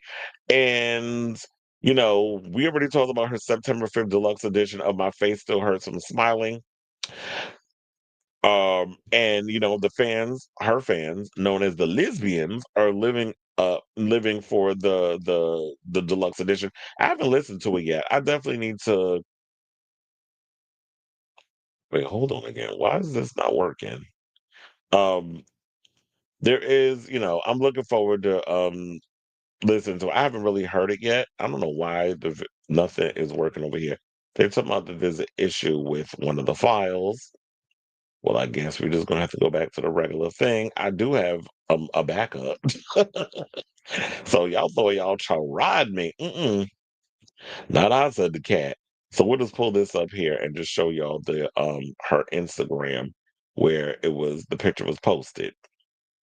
So they said fans were surprised earlier this year when, despite Lizzo sharing in March that her new album, Love in Real Life, was finished, they instead received a rap mixtape from the star called My Face Hurts from Smiling. Now the singer is ready to explain why she changed gears. So in a new cover story for New York Magazine published on Monday, September 8th, Lizzo revealed that she's unsure or if that she's unsure if or when, I think is what y'all meant, her previously announced album will be released, saying that she made the decision to pivot away from the project for the time being, saying by 2025, I've changed. The world has changed so much and so much has happened. This is what she said, explaining that she wrote the bulk of Love in Real Life in 2022. It just wasn't what I was feeling right now. I was like, I need to do ish differently, and I don't know what it is, but I'm going to just start following my instincts. After the album's lead singles failed to break through on the Billboard Hot 100, Lizzo says that she had a sit down with the higher ups of her label, Atlantic Records, to explain. Please, Atlantic Records, they're trash. Isn't what the hell is that girl name that just came out with an album? Ava Max, ain't she on? Isn't she on Atlantic Records too? It said to explain why she wanted to shelve the album for the time being. She said, I sat down with the table and I sat down at the table and said, I need to do ish my way starting from now. And I need y'all to have my back. It's going to be a little scary, she said. And everybody agreed. And they said, we got your back wherever you need. Oh, I guess maybe I should take it because I was like, oh, that's a shitty label. But apparently they was very much on Lizzo's side with the whole situation. The singer said that the release of Love is Real is now TBD, neither confirming nor denying it or whether or when she plans to release the project. Instead, she's focusing on putting out the music she wants to, including her mixtape, saying, one of the most exciting creative flows I've had as a human being on this planet.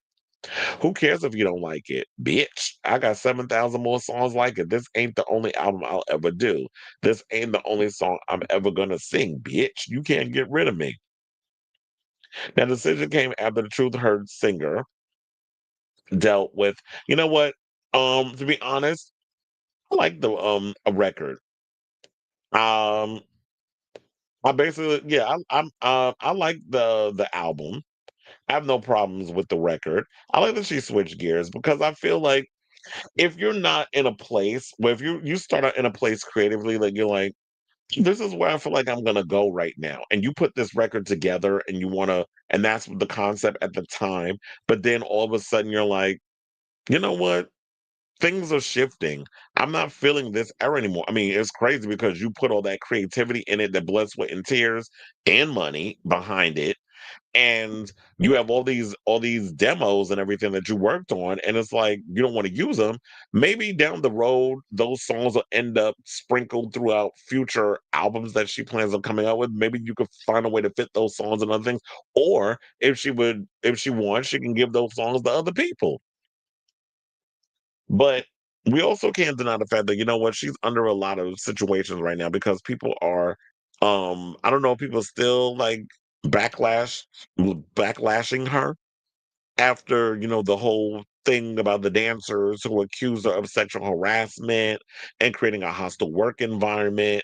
And then they said that she was fostering a racist and sexist environment on her world tour, which she does have a song on My Face Still Hurts I'm Smiling that kind of claps back at that. It's like, how am I racist? I'm black. And that's one of the lines. And then I think it's like, how am I sexist? I'm fat.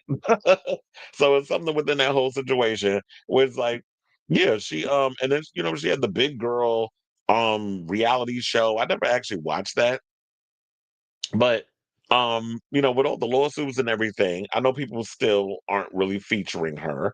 And to be honest, I like some of Lizzo's music, but I've never really been like a hardcore Lizzo fan. Like her music never really moved the needle for me in my opinion. It's like I liked her To Be Loved song. I liked About Damn Time. Like she had a couple of really good bops and stuff.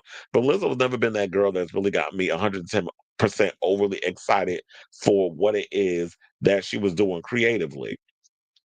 But if you want to come out here and you're gonna put some music out there and it's interesting, I'll give it a gander. But I've never been like some hardcore Lizzo fan. So I get what she's saying. And it's easy to blame it on all these other people, but it could be just a pleasant thing. Maybe it's just like people really aren't featuring you like that. I mean, I'm glad that you like to hype yourself up and make yourself to be bigger than what you are in so many ways. Because if you don't do it, then who will, right? But also, I just don't feel like when we looking at a lot of the pop girlies right now, I don't think Lizzo was in the top 5 list of girls that everybody is so excited to want to hear from. But keep doing you, niece. Because you got fans out there that still like what you do. And just worry about them. Don't worry about all these numbers and mainstream and all the other mess. Just do what you do and stick to it. So I say all this to say, what do you guys think of this story regarding what Lizzo had to say about why she may not release the album that she was supposed to come out with? So let me know what you guys think of this story in the comments down below.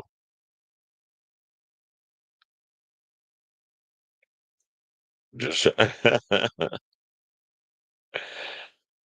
it's like China nobody care about that music.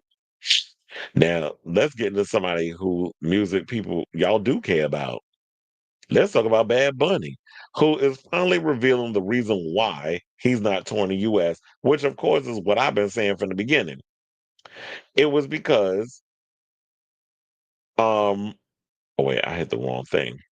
It was It was literally because he was going through it with, the whole situation going around with ICE and everything. And he's like, I'm not gonna put my fans through this bigoted mess that the Trump administration is putting a lot of, the Latino community in. So I'm gonna stick to my residency in Puerto Rico, which I think is smart, and then I'm gonna tour everywhere else. And it's like y'all not gonna get my damn money because if y'all gonna treat people like this, why should I give you a dime? So back in January, Bad Bunny announced a 30-day residency at Jose Miguel Agrelo Museum or Coliseum, sorry, in Puerto Rico, celebrating his new album, um, Debbie Mostrar Más Fotos. Now, months later, he revealed a global tour without a single US date, something he initially brushed off at Variety as unnecessary after years of heavy touring stateside, which I thought was bullshit too, because one thing about Bad Bunny, he's definitely going to do he's going to do the US, particularly he'll do one of the stadiums in New York. And I think the last time he was here, he did 2 nights at Yankee Stadium. But in a candid new interview with ID, the superstar admitted his decision was also shaped by concerns over immigration enforcement and its impact on his fans. So, when asked by interviewer Susie Exposito if his decision was out of concern for Latino fans, he responded, "Man, honestly, yes. There were so many reasons why I didn't show up in the US, and none of them were out of hate. I performed there many times. All of the shows I've been have been successful. All of them have been magnificent. Part of the appeal of doing a residency in his native Puerto Rico has been welcoming fans from all over the world to his island, including many from the US who had never visited La Isla del Encanto." The singer is set to conclude his "No me quiero ir de aquí" residency. Let me start with the messy Spanish. On September 14th after 30 shows. Damn, it's been 30 shows already. September 14th is the last day. That's my goddaughter's birthday, by the way. That's this week. After 30 shows since mid-July. Now he said, I've enjoyed connecting with Latinos who have been living in the US, but specifically for residency here in Puerto Rico when we are in incorporated territory of the US. Well, wasn't his current administration also sending like what do you call those, like fighter jets or whatever in PR? Like there was a lot of bigotry. This administration gets on my goddamn nerves. But anyway, so there's a people from the US that come to see the show. Latinos and Puerto Ricans of the United States could also travel here or to any part of the world. He added, excuse me, but there was the issue of like fucking ICE could be outside my concert, and it's something that we were talking about and very concerned about. Bad Bunny has been vocal about his distaste for ICE and the Trump administration. Back in June, he seemed to witness an ICE raid in PR and posted a video on his Instagram of the moment, saying they came here, sons of bitches, instead of letting the people alone and working. Bad Bunny is set to kick off the rest of the tour on November 21st in Santo Domingo, that would be Dominican Republic, before traveling across Latin America through late February. Next spring, the singer will head to several cities in Europe, Sydney, Australia, and Tokyo. In December, he'll perform 8 shows at Mexico's Estadio GMP Seguro, and in June, he'll play 10 shows in Madrid.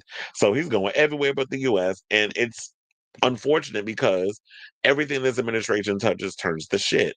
And when you're literally trying to shape America into the world that you want, which you want it to be whites only and straights only, I guess, or people who just are under the rule of thumb because Trump wants to run around acting like he's Hitler, which I'm still cackling over the fact that people were calling him Hitler outside of a restaurant when they were protesting him in DC.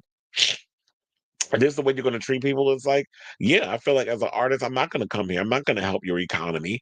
And the economy is already in the shitter after him being the president for 7 months. It's going down the tubes. Everything is a disaster here.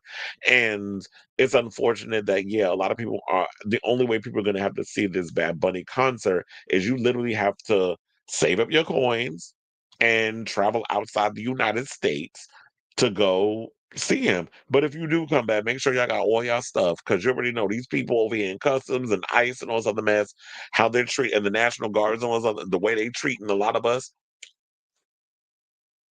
Whether you're someone here on a visa or someone who was American born, the buffoonery a lot of people have to deal with under this administration is just astounding. So shout out to you, Bad Bunny. It's funny how like they'll call it all kinds of BS in the beginning, and then when the situation wanes down and months have passed, they forgot what the lie was that they told or the PR whatever answer they gave months ago. Then they want to tell you the real answer, and then we are where we're at. So shout out to you, Benito. So I say all this to say, what do you guys think of this story regarding Bad Bunny given the real reason, which I knew from the beginning? It was like, girl, yeah, it's because of this administration, it's because of ICE. And excuse me, this is why you pretty much have decided that you don't want to perform here because of that, because of the people are paranoid right now. Oh, I was thinking paranoia or pandemonium. I was thinking those two words at the same time, and I guess I was trying to merge them together. So yeah, let me know what you guys think of this story in the comments down below.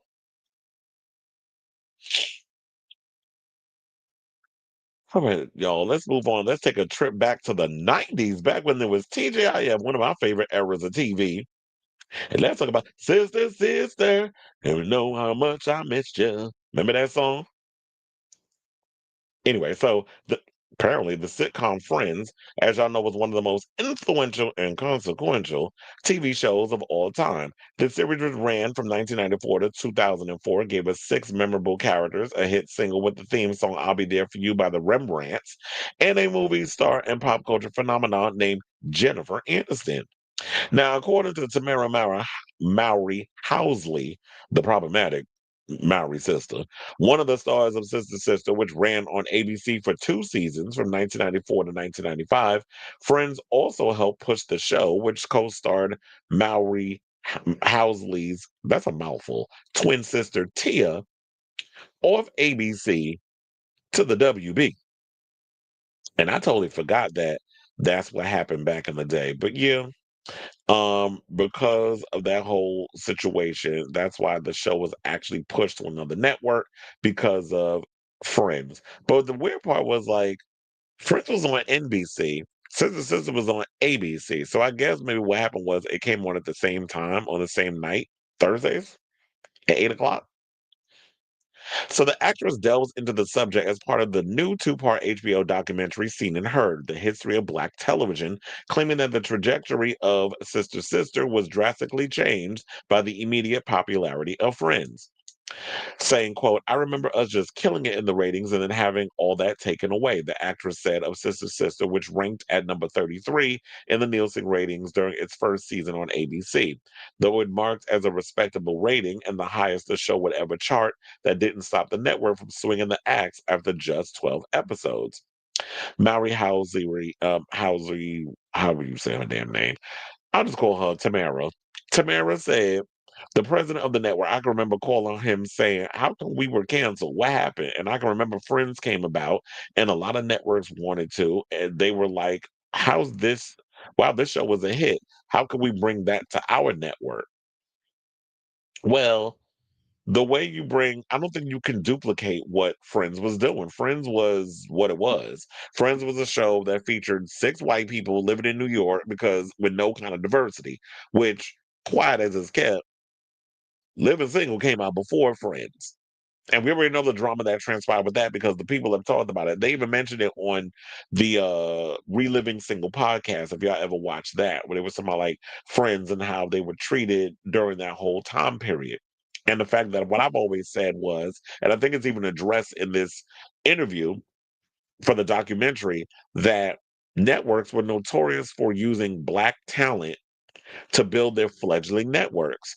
And once those networks got on the map, Fox being one of them, because remember, Fox had Living Single, Martin, In Living Color, New York Undercover, and a bunch of other shows. That helped build that channel. Then they started bringing the Married with Children and the Simpsons and all that other stuff. Then they started leaning white and they started pushing a lot of the Black content to the side and not wanting to give them that success. WB did the same thing, and UPN, which I used to call the U People's Network, but they both did that. UPN really didn't get the big boost that they were hoping. It was like, yeah, they were bottom of the totem pole when it came to the ratings, but they did have some good shows on there. Like I used to watch Moesha because I was a big Brandy fan. But the WB, they had a bunch of stuff on there where they started out with like, I think they mentioned all the shows in here, but let me get through this so we can get to that. Oh yeah, they had what was it? They had Cleghorn, which that was such a weird. I couldn't get into that show. Then they had Kirk, The Parenthood, the Wayans brothers, Jamie Foxx show, Steve Harvey show, and I used to watch Steve Harvey show because the Bullethead and Merlin Santana, Fine Behind. May he rest in peace. But then after and then Sister Sister actually went over to the WB after they were canceled, and I think it was because it was Warner Brothers that they could do that because Sister Sister was a part of the ABC's TGIF lineup. So yeah, they ended up moving them over to the WB where they had like Michigan J Frog. It was a fledgling network, and she was like, "What does fledgling even mean?" So then by the latter half of the '90s to go into the 2000s, the WB went and started pushing the Black shows to the side, and that's when we got Buffy the Vampire Slayer, Seventh Heaven, Charmed, Dawson's Creek, Felicity, and the universe of like superhero shows. So we would get the Flash, and we would get Green Arrow, or Arrow as they would call it, Superman, aka Smallville. And then all the other shows. We had Black Lightning. That show was okay, but it didn't really have the same bite as all the other shows. But yeah, so that's what all of that came from. So she says, "I have a frame from the WB saying, 'Thank you for helping us,' not 'thank you for helping us start a network.'" That's a read within itself, which is what she shared, adding at the time her sister dad, Tim Reed, told her they were not the first Black-led show to play a similar role in a network's rise. She said, "Tim Reed was telling me, 'Tamera, a lot of networks do this. They start off with Black shows because we're talented. Black people are talented, and a lot of people watch Black shows, and they build that network with those shows, and then they start changing.'" This sentiment was echoed elsewhere in the doc by the star-studded lineup of TV stars and pioneers, saying, "Our show has been systematically used to pump networks since we've been on TV." Agreed. Living Single star. It's funny how it always comes back to Living Single, right? And it's like before I even read this article, I was giving y'all the tea because I lived through all of this. Agreed. Living Single star T.C. Carson. He played Kyle Barker, by the way. He said, "To pump up the ratings, to pump up the network, and then when they get what they need, they let it go." Now, across 6 seasons, Sister Sister followed twin sisters Tia and Tamera, who reconnected as teens and navigate life, school, and family as a team, despite having polar opposite personalities. Mowry-Housley's sister Tia Mowry recently reflected on the show's legacy too, delving into the pressure that came with representing a generation of Black girls for Entertainment Weekly's 90s issue, saying, "We were very aware that there wasn't a lot of girls on television that looked like us," she shared. "We did take that role on so seriously when it came to representation. Now people are like, oh my God, you were the first person that I saw on TV that had hair like mine and made me embrace my curly hair." Mowry continued, "To be so impactful and to be part of a certain trend was just so fascinating." Certain trend? What being light skinned and curly hair? When people see my sister and I, the words that come out are, "You guys are iconic." I feel so proud to be a part of that. So um, I actually agree with this because I remember back in the day, I didn't see no kids that looked like me on TV. What it's like, yeah, the kind of like how T and Tamara look, like light skin or fair skin with curly hair. We didn't really have those type of looks on TV. Now every Black person got to look like Tia and Tamara, which is no shade to them, but I just hate the fact that Hollywood has kind of put this. It's like Black passing in a way. Whereas back then, when I was looking at a show like Sister Sister, I was happy to see like a shade of Black I ain't never seen before, or a sense of us being represented. So it was new, it was fresh, it was groundbreaking to see somebody that looks like a T and Tamara on TV. And I know some people be side-eyeing Tamara like, wait a minute, why is she of all people going so hard for Black folk, knowing the man she married to, and some of the stuff that she used to say when she was on the real. But look, that was then. Maybe she's grown, maybe she's changed, maybe she's not as radicalized, because we know her husband's a conservative, and I believe it's like very much in the whole Trumpian type situation. Or maybe she's doing all of this because it's performative for the show. I don't know. But I'm glad that she came out and said what she said. And now that I'm aware of this show, I'm going to definitely check it out. So if you're interested in checking out Seen and Heard, the first episode actually aired yesterday on HBO Max. Um, and then they said the second episode airs tonight at 9.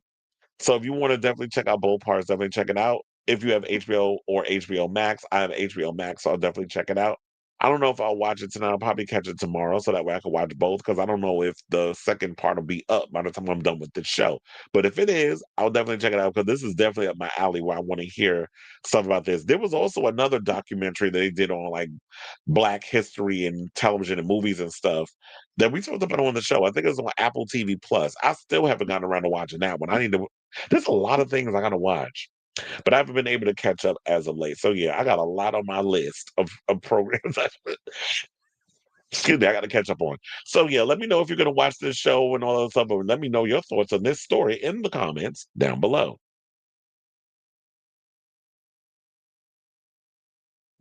I said, I thought Bernie Mac. Oh, damn! I almost dropped my mic. I thought Bernie Mac show was on Fox. But okay, you said it was on UPN. Yeah, UPN definitely has a good show. Jamie Foxx show was on WB.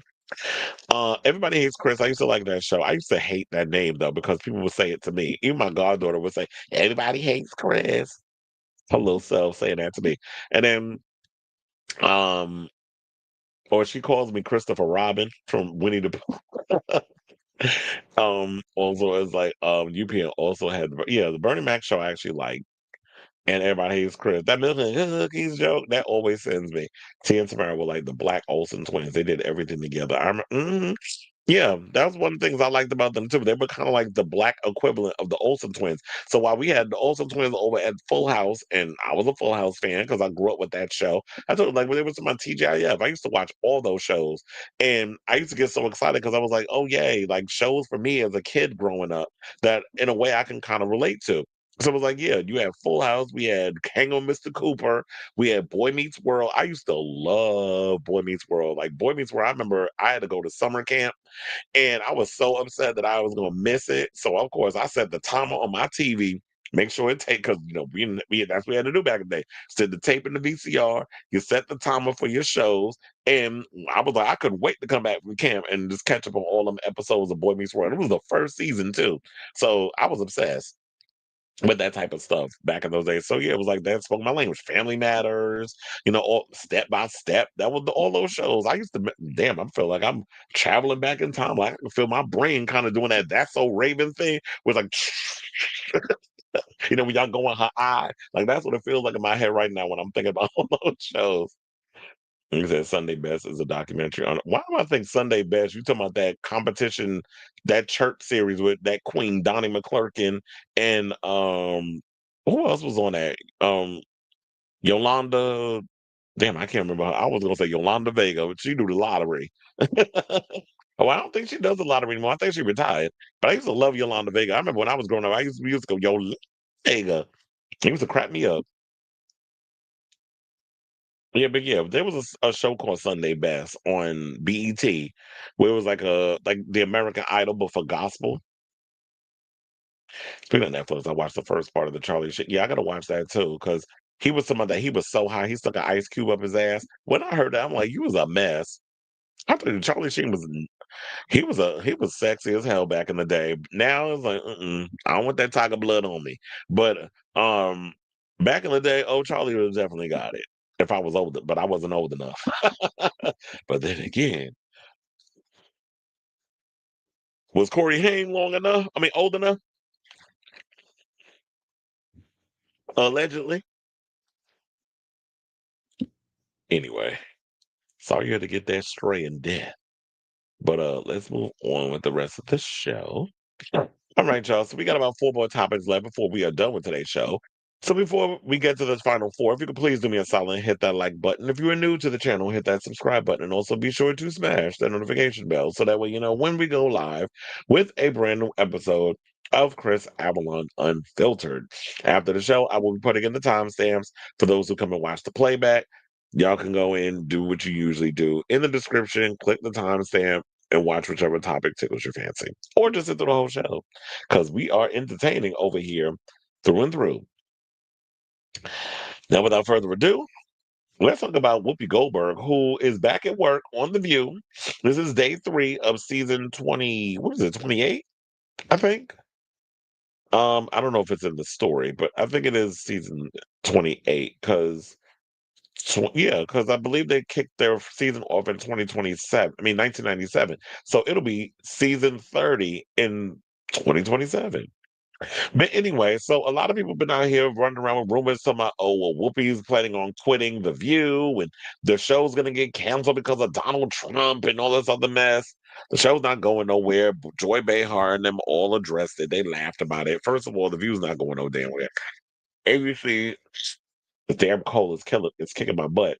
Um, ABC is not going to let one of the biggest shows, number one shows in daytime, go anywhere. So for y'all running around here with this narrative like The View is about to be chopped, it's not going to happen. So wishful thinking on a lot of y'all parts and Donald Trump's orange ass part. Now, for people out here saying that Whoopi plans on leaving The View, she says, I'm not because I got bills to pay. Um, and she said she can't afford to retire because she's been with the show for over 18 seasons. That's a long time. She said, if you don't marry well, you got to keep working. She said in the interview published on Tuesday, Goldberg has been married 3 times, but has since been outspoken about why she prefers to being single. And every time when she said that, I'm like, sis, I'm with you. Because it's like, I like my own time and my own company. Now, when the reporter suggested that Goldberg might be one of the established women in Hollywood who can afford to leave it behind, the Sister Act star quipped, no, not by now, not yet. I got to keep paying those bills, baby. Now, Joy Behar, who joined the show 10 years before Goldberg in 1997, also does not feel ready to retire. The 83-year-old co-host told Entertainment Tonight that she still wants to create. And she pretty much said what I've been saying for the longest, that creative people don't retire. They don't resign. They just keep going. Yes, people who have jobs retire. People who are artists, they don't retire. As long as you have a creative bone in your body, as long as you have something to say, as long as you have something to contribute as an artist, you're going to keep creating. And yeah, Whoopi goes and every now and again she does like a movie here and there. She'll pop up on a show. Tyler Perry will put her in something, or someone else will put her in something, and she'll get a little check here and there. But when you look at The View is a steady gig. I believe she gets paid like $10 million a season to work 4 days a week, 3 days off. Same thing with Joy Behar, except this week, Joy was there on all six of them was there on Monday. So it's like when if you who wouldn't want a cushy job like that? Like you get up, you show up to work for an hour on TV, and then the rest of the day you can go off and do whatever. I can create a cookbook. I can do a show. Like I would love to have that cushy job where it's like I do a daytime panel talk show. Later on, I might be, well, this is me imagining my future. It's like say I'm on a panel show like The View, but with homosexuals or LGBT people. Because I always said we need one of those. And then after we done, I go off and I do all my other things. I could be writing a play, which Joy Behar actually did. I can have other gigs where it's like, okay, now I'm gonna get my RuPaul bag, and I got a couple of competition shows that I'm working on that I only got to be there for like an hour or two and film those, or whatever else you got going on that you're producing, whatever the case is. So I would love to have that job where it's like you have that 1 hour to do your thing, and then the rest of the day you have other things that you're doing. Or some people just that's the one gig I got, and that's it. But when you talk about bills, I'm like, girl, how much you got to pay? But I'm thinking that I don't think she's still paying alimony. I don't think she would still be paying her ex-husbands. They probably got all the money they need to get. But what she's probably paying for is supporting her damn family, particularly Alex, her husband, and them kids, and them grandbabies, and them great grands. So when you got a whole tribe of people, plus you have a staff that you're paying, because I'm sure she has an assistant and the manager and the agent and all the other stuff. You got to pay all these bills for people. Plus, when you live a certain lifestyle, if you live in a mansion and you got to pay all that stuff off. So I totally get it. And why would Whoopi need to retire? As long as she feels like she's young enough to be able to dip it and do it and have an opinion doing The View, then do The View. It's a cushy gig. Why give it up? Especially for the amount of money she allegedly making. So I say all this to say, what do you guys think of this story regarding what Whoopi Goldberg had to say about why she is not leaving The View? Whatever your thoughts are, let me know what your thoughts are on this story in the comments down below. So it says they could have they've been saying The View is gonna get okay, and it never goes nowhere. I'm like, just give it up. And here's the thing: what people need to realize, um, people should be allowed to have a difference of opinion as long as it's not teetering on hate speech, as long as they're not making vital threats against you. So Donald Trump with your weak ass, thin ass, um, feelings. Learn to take constructive criticism. People are going to criticize you. People are not going to sit up here and just kiss your behind because that's what you want. You can't control us. You can't control the internet. You think you can, but you can't. So The View feels the way that they feel. They're going to speak out without rocking the boat a little too much. So they're going to say and do all the things they need to do.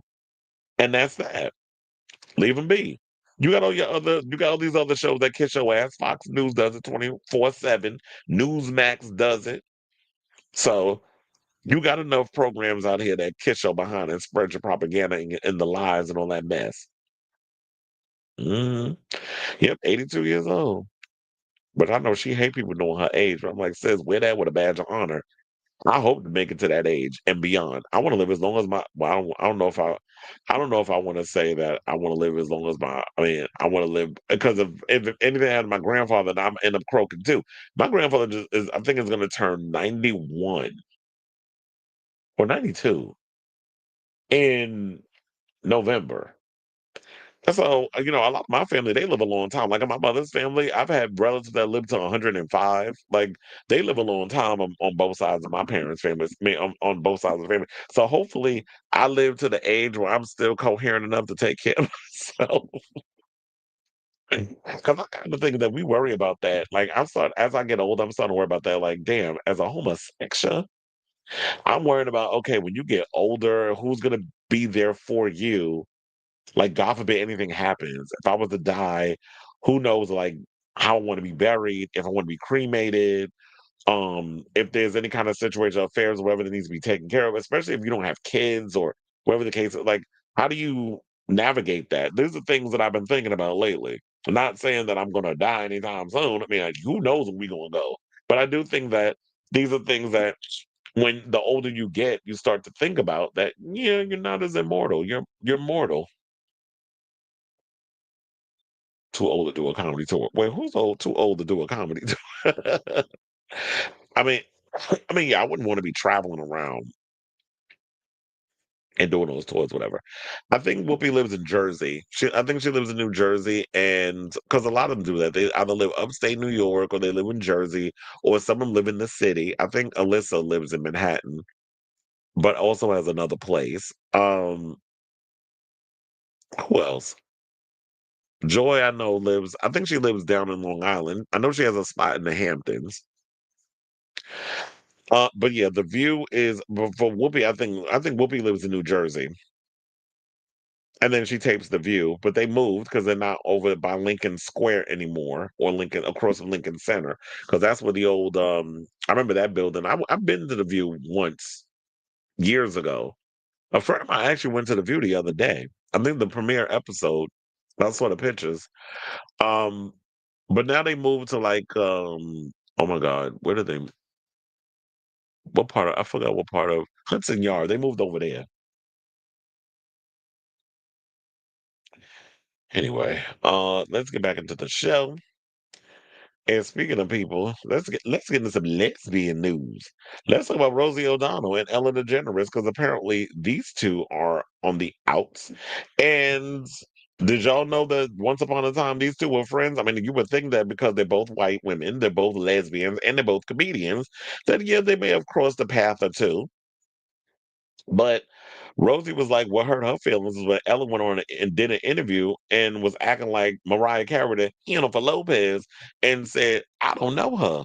So during Monday's episode of the No Filter with Kate Langbroek podcast, damn, I told everybody I got a damn podcast. O'Donnell reflected on the rejection she felt when DeGeneres told Larry King in 2004 that she didn't know the fellow comedian turned talk show host and that they weren't friends.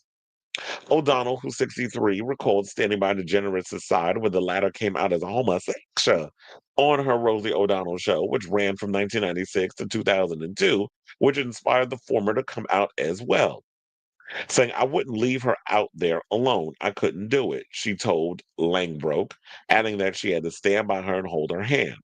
But according to the actress, DeGeneres, who's 67, never really appreciated the moment and pointed to the Larry King appearance in question. And he asked her, whatever happened to Rosie O'Donnell? Her show went down the tubes. And Ellen said, I don't know, Rosie. We're not friends. And that was one of the most painful things that ever happened to me in show business in my life. I couldn't believe it. When Lambroke asked why DeGeneres said that, the A League of Their Own star lamented, I don't know, because I have photos of her holding my newborn babies. I knew her for 30 years. It was very painful. And it was very painful, and we've never gotten over it. O'Donnell claimed that DeGeneres didn't reach out to apologize or explain herself. Moreover, the Finding Nemo star didn't ask O'Donnell to appear on her Ellen DeGeneres show, which ran from 2003 to 2022 until 2009. And instead of deciding to stand next to me and hold my hand, which is what I did to her, she did the opposite, and I couldn't believe it. Regarding the demise of DeGeneres' talk show following allegations that she mistreated her staff, O'Donnell opined, I knew the way she treated me must be the way she treats others, and I felt very betrayed. And she said at the end of the day, she doesn't wish her any ill will and admitted that she could never get past the hurt. And you know what? I agree with that. It's like when you say that you've been hurt by something, it's like, yeah, I can get past something like that because if I considered you my friend and I had your back during the worst time of your life, where you pretty much lost everything because you were exposed to being a lesbian, I would expect that, okay, now strength in numbers, I got your back. I'm a bulldagger too. So I'm gonna come out and tell them these people I also eat the box. And we're gonna stand together in this situation. And then so Ellen went through her situation. She suffered over the years where she kind of got a little blackballed. And then she came back with the talk show. The career resurged. And now that the career is back on, now you back on top. Now you act like you don't know me? Okay, bitch. I got something for that ass. And now you getting the backlash against you because all that stuff came out, excuse me, about you was being difficult to work with and you were treating your staff like crap. And try to blame it. Oh, well, I don't know everything that goes on behind the scenes because, Ellen DeGeneres, the name is on the marquee and everything. So I can't be everywhere, doing everything everywhere all at once. Yes, I'm referencing, excuse me, the movie. So I can't do all the things, which makes sense. Yeah, you can't, but you could also treat people with kindness because, the thing starts at the top. You are the person whose name is on the marquee. Everybody works for you. You're the boss. So therefore, if you're treating people like ish behind the scenes, you need to be called out. And to me, I'm like sitting there like, I had your back all this time. I held your hand. I was showing you like I was a real friend to you. And this is how you treat me? Okay, well, fuck you then, bitch. That's how I would have felt. And now she wants sympathy because of everything that's going on. I live in London. Well, stay your ass there. We don't want you back in America. And I used to like Ellen, but hearing all this stuff about her and how she treat people, I can't get behind that. Where it was like, okay, you try to put on this whole facade of you the queen of nice, but you was really the queen of me. It couldn't only be Leona Helmsley. And it's the same thing like with Rosie. I remember like Rosie, what I like about her is that she's always been someone who has been a real one, someone who's been very transparent about stuff going on in life. And I'm sure maybe people have their issues and stuff with her, but it always feels like she's just very much balls to the wall. I don't give a damn. Very outspoken, very tough chick. And I think that's why she and Madonna have the type of friendship that they have because she don't put up with no mess. And those two are very similar in a lot of ways, where they lost their moms at a young age, and they've had to toughen up as women in the industry in which they work in. Rosie in comedy and acting, and Madonna in music. And she also went and said that she said that a lot of times she has written me and said, "Why are you still talking about this after all these years?" Well, why the fuck not? My thing is, I need closure. You ain't gonna sit up here and, you know, poke the bear and tell the bear how mad to get, because that's what it feels like. You did these things to me that I felt like was an ultimate betrayal to our friendship. You tried to pull a Mariah Carey and say, "I don't know her." And when we actually have known each other for, as she said, 30 years, and you expect me not to be hurt by that? It's like I know so many personal things about you. We've been in situations where I know some of your deepest, darkest secrets, and you're gonna sit up here and act like you don't know me. Okay, bitch. This the game we playing? Oh, I got something for that behind. And I know what that's like because I've been there dealing with people who sit up in here and you go hard for people and then they try to then they stab you in the back. Oh, I go the F off. I don't play with that. But there's been situations where I have taken the high road and I kind of like let it rock. I'll throw a little something something out there, but for the most part, I'll let it rock. So then and they said yeah, because in 2022, months after the Ellen DeGeneres show ended, O'Donnell told the same story to Andy Cohen during an appearance of Watch What Happens Live. Sidebar: I read this recent story about Andy Cohen's another one that be on them supplements, meaning like the Ozempic, the Manjaro's, one of that stuff. I'm like, do y'all not believe in the damn gym? Stop using things that are for people with diabetes and got real weight issues. She said, I didn't quite know how to answer that. I said, well, it was profound for me. It was a profound moment. I would have apologized. I would have said, I'm really sorry, blah, blah, blah. So it's a bunch of the same thing. But here's the thing. My thing is, I'm keep bringing it up because I felt like I haven't gotten closure. You played in my face. You lied to me. You treated me a certain type of way when I thought our friendship was this. Turns out it wasn't. And I need closure. And if you're not going to give me that, if people are asking me questions in interviews and you're not going to give me the closure, then I'm gonna go on this podcast. I'm gonna go on Andy Cohen. I'm gonna go on Regis and Kelly. Wait, Regis and Kelly. Kelly and Mark. I'm gonna go on The View. I'm gonna go on The Talk. I'm gonna bring The Talk back just to talk about it because The Talk is canceled. I'm gonna go on all the shows. I'll even go on The Social in Canada to go talk about it because you won't give me the closure I asked for. So whatever, bitch. So I say all this the same. What do you guys think of this story? The lesbians are fighting in regards of, all this drama going on with Rosie O'Donnell and Ellen DeGeneres, and the fact that Rosie felt like she was betrayed by her 3-decade friendship with Ellen, and Ellen running around here acting like she don't know her. As I don't know, bitch, you know me. Trust and believe. So let me know what you guys think of this story in the comments down below.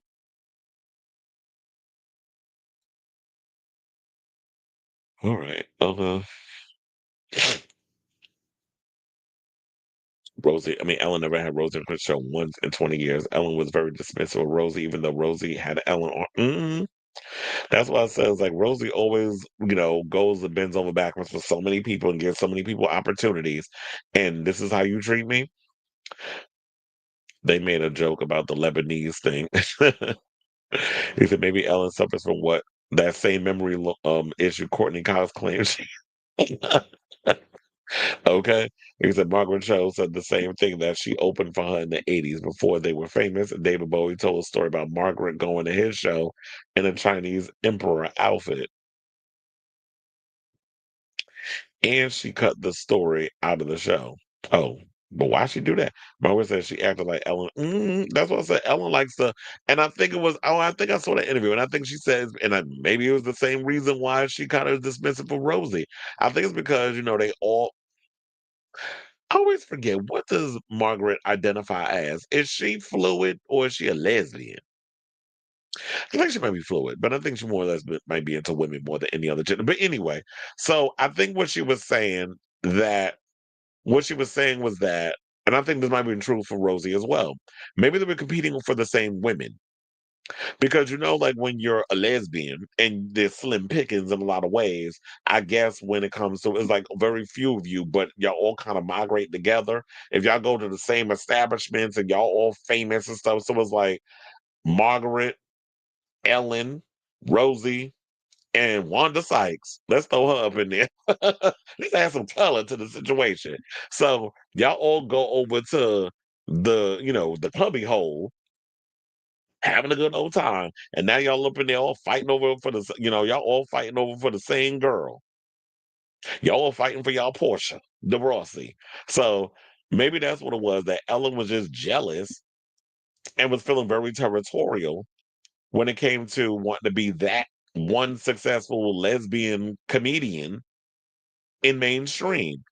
A lot of the minorities are. A lot of y'all like to pull. Once y'all climb up that ladder, y'all like to pull that ladder right behind you. So I don't know. Ellen probably got she got memory problems. In the words of Jennifer Lopez, she's very forgetful. Alyssa freaking Farrah Griffin is on CNN right now speaking about. Oh, shut up. This is a Gen Z is going to be the most right wing generation in 50 years. They probably are. But that's why we got Gen Alpha. These kids have been so damn radicalized by the bullshit that comes from Charlie Kirk. But what are, the liberals and what are progressives? What are they? I don't care about centrist Democrats because y'all are cooked. But what are the progressives going to do about really taking the time to talk to these kids and educating them on what the real issue is? The real issue isn't trans people. The real issue isn't immigrants. The issue is these oligarchs that are denying you jobs. Like you sat and voted for Trump and you still wonder why you can't get a job. You still wonder why you swiping for all these girls trying to get some pussy on Tinder. But the minute these women find out what y'all did, because I saw one little maggot whining on social media. I forget the video where I saw the video, but he was whining on I'm swiping left, swiping, and trying to get all these girls, but then he's in the MAGA hat and he's talking about this other stuff, and he's wondering why women don't want to go out with him. Because like I don't feel like y'all really respect women. Y'all want pussy. That's what it is. Hence why you got dumbasses like Kevin Sorbo's son, who they call an influencer. Why have I never heard of him? And I be knowing all the influences. Y'all trying to make him an influencer. But I guess him being Kevin Sorbo's son gives him carte blanche, I guess, but whatever. So he recently said something another that if it was up to him, women would not be allowed to vote. And this is what y'all are passing down to your kids. Okay. What about the female Democrat who was exactly. So, um, and not only that, but it's like the female Democrat, he don't care about them because they didn't vote for him. But or vote, yeah, because those Democrats didn't vote for him, and he's got a vendetta out for him. Hence why he sent all these stormtroopers into Democratic states and cities and things because you know he wants to create a whole issue where there isn't. And you don't want to bring that up. But look, he didn't really say much about Charlie Kirk either. He was like, God bless him. That's all he said. And then I seen like the legacy media was trying to play in the whole thing. Oh, yeah, when Donald Trump was shot. I'm like, okay. First of all, we all know that was fake because I didn't know you can get shot and your ear grows back. I didn't know that was a thing. I didn't know that Donald Trump had degenerative powers. I didn't know he was a mutant. And in 50 years, she means the most right wing generation since baby boomers. I just feel like everything that we've done to move the needle forward, we're going backwards. That's what it feels like. Except the difference is with Gen Z, they're going to be the brokest set of a generation. Whereas the boomers, you was able to make money if you was a boomer and a little bit of Gen X. But boomers were the ones who were booming throughout the economy. Not so much Gen Z. So I don't know how they're gonna be. I guess y'all be just angry and broke. I guess that's what we're gonna be dealing with. But anyway, let's get back into the show. And let's also drag race news. So Krystal Versace, as in Krystal Versace, um, has finally addressed this long-standing rumor that RuPaul's Drag Race season 3 was filmed in like 2 weeks instead of the standard 4. Because normally, when they do the Drag Race show, it takes about a month, maybe a little extra week or two to film a lot of what they do with these shows. So why y'all really thinking that these shows are filmed like, okay, so episode 1 was filmed in a week and no, they film it every day. So usually sometimes it takes 2 days to film an episode of the show, depending. But anyway, so Krystal Versace is addressing the rumors. I think I actually have her talking about it. Damn, all these TikTok. I got a lot of messages on TikTok that I got to check. Okay, so speaking of which, let's go over to TikTok to hear what she had to say on the situation, and we'll come back and we'll talk. Please hold. If you guys don't know, we actually filmed like one of the shortest seasons ever. We did film in 2 weeks. This was all happening due to COVID, of course. We were in the middle of a pandemic. Barricades were up, guns ablaze. Now, we got told things like we couldn't have queen handlers help us when we had our costumes to put on for the runway, which is usually a standard thing. They're queen handlers for a reason. However, because of COVID, they had to stop doing that, so we had to help each other. Now, sometimes they would come in and help, but it was strict as fuck, is what I'm trying to say. And obviously, the reason why they had to make the filming so short was just so there was no risk of someone catching COVID, because then filming would have had to stop, which would have been obviously a nightmare. So it's totally understandable. It was just a really hard time and everyone was just trying to figure it out. It was crazy, y'all. We had 2 days off the whole time. And that is consistent filming. That is filming from about 7 a.m. to about 8 p.m., 10 p.m. every single day. And I don't know if you guys clocked, it was when I did the Goddess runway and it was when I did Hallucinate and I lip synced. I was so fucking ill. Like, I was so ill. My body was literally done. I remember being in Untucked and they were trying to obviously prompt us to say stuff. And I remember I was so over it, guys. Knowing I'm about to lip sync because we just did the roast. And I literally looked dead at the producer and was like, cut the cameras. Dead ass. Like, girl, I was not having it. We were all dying at this point because we were just filming so much. I remember just ended up just sitting there in silence. And I was like, I cannot be fucked. I don't want anyone fucking talking to me. I feel sick. I feel so ill. I'm in a corset. I'm in full drag. And go, this was when I was an nobody, so you can understand what I'm like. It was very, very tough, and I don't think they even realized how tough it was. Dee went on 2 seasons after me, and they actually use our season as an example for the girls so that they don't complain. Like, literally, they told Dee, like, guys, if you think you had it hard, season 3 was way harder than this, so get a grip. But all in all, we all pulled through, and I ended up winning one of the most hardest seasons of Drag Race there was, so All winners, let's go. Now, another thing about my season. All right, so there you have it. She actually confirmed what everybody was assuming in the situation, and that was that, yeah, it took them about 2 weeks to film. But Ella Day jumped in the comments and said, babe, it was 3 weeks, but it was so intense, and you were so poorly in the last few days. You were so poorly in the last few days, bless you. And then another person said she went on at 19, competed for 12 days, and left a winner. Iconic. And so, yeah, that is, they said, Cal says 3 days, then they put Willem. Another person said, we been know that. Okay, so you may know that, but a lot of people do not. And this is what irritates me about people.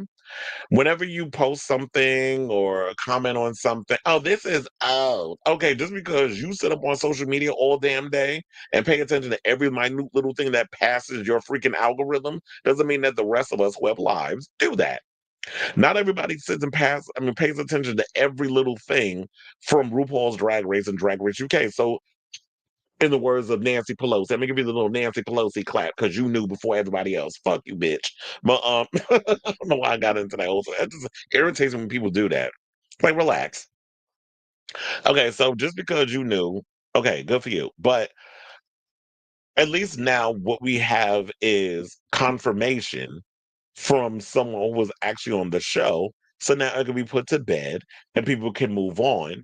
And it doesn't have to be, we don't have to keep talking about it.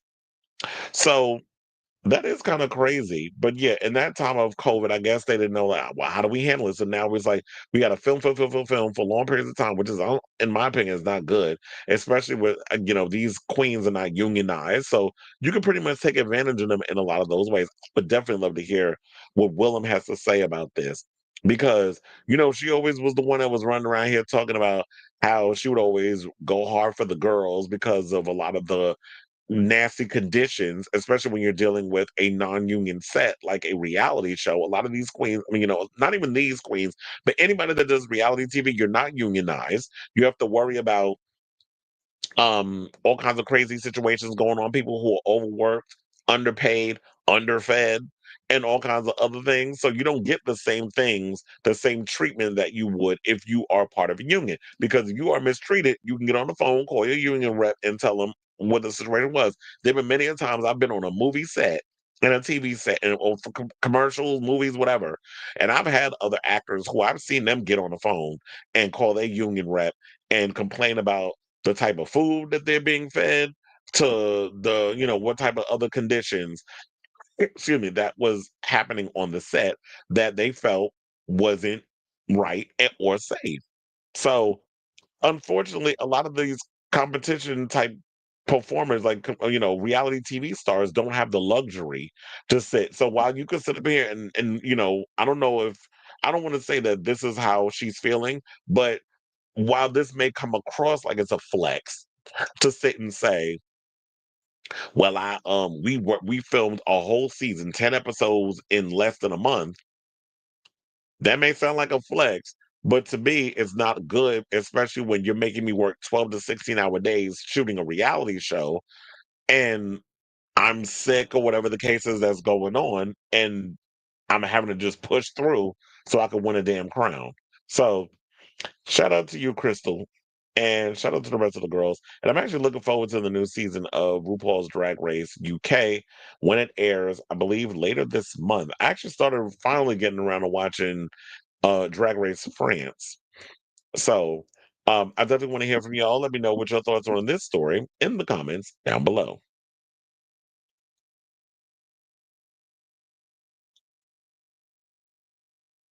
The person in interest has been released. No real suspect. Jesus Christ. I don't even know if they're going to find this person. Or you think it's going to be a Luigi type situation where it's like the person was free,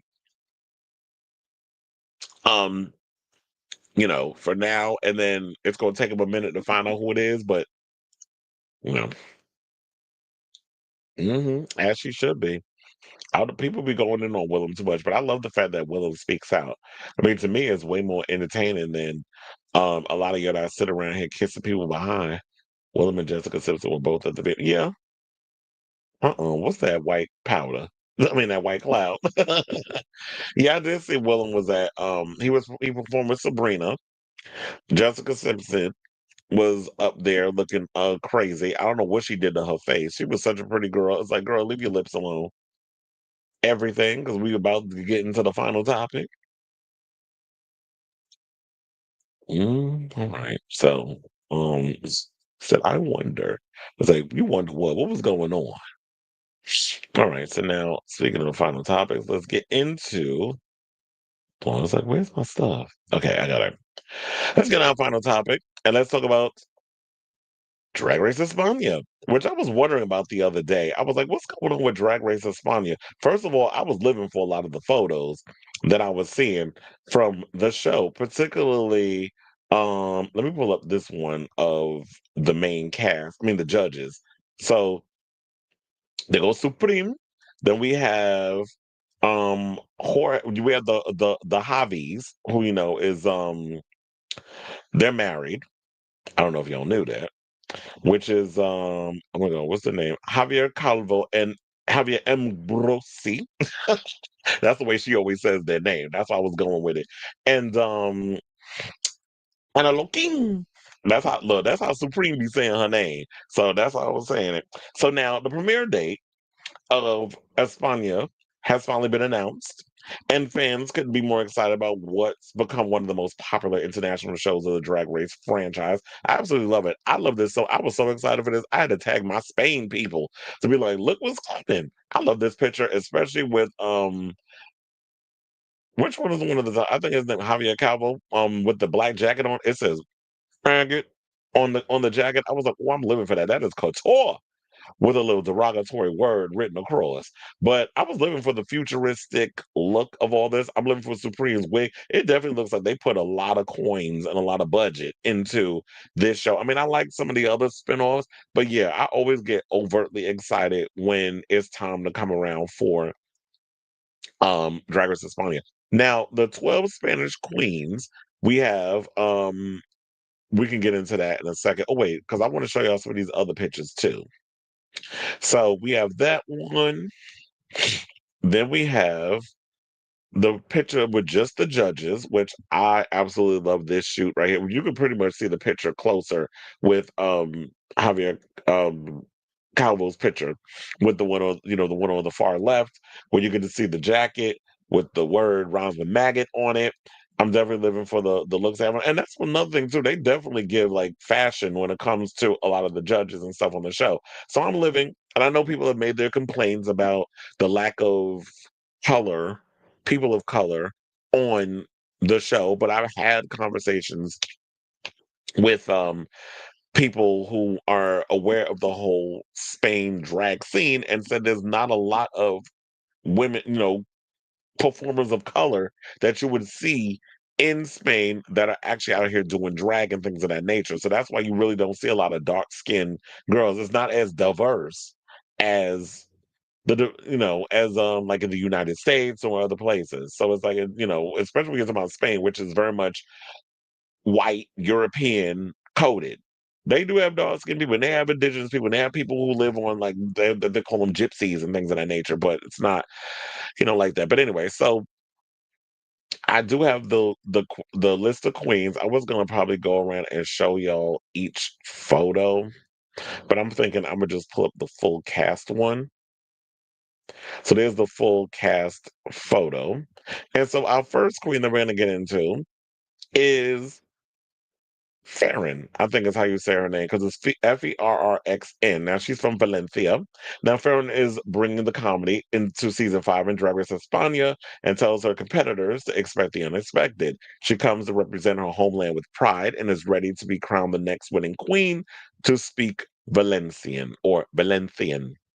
And she's 27 years old, by the way. Now, our next queen we got is Eva Harrington, who's also 27 and from Tenerife. Now, Eva Harrington defines her drag as an explosion of femininity, hips, waist strength, and elegance, and is ready to crown herself the humble queen of the season. She wants to be the next Spanish drag superstar to prove the world that the Canary Islands can shine. Our next queen goes by the name of Nori, and she's 28, and she's from Extremadura. Now, Nori is the fashion queen of the season, and her biggest inspirations being designers such as Mugler and Versace, along with divas like Christina Aguilera. She defines her strengths as her look, makeup, hairdressing, sewing, and dancing, and men as her weakness. Well, who doesn't like that last one? Because the last one is definitely a weakness of mine. Now, we also have Margarita Califata, who is 32, and she's from Cordova. Now, Margarita's drag name is inspired by her neighborhood of Cordova as representation of her hometown. Her drag inspirations include her own mother, as well as Pamela Anderson, saying, I want Margarita Califata to be an homage to everything my mother couldn't have been and to have everything that she could not have. Well, I think a lot of times is it me or is it like a lot of drag queens pretty much are like, I like kind of come from that vibe where they pay homage to the person that they feel that their mother could have been but couldn't get there. So they embody that in their drag, unless you hate your mother.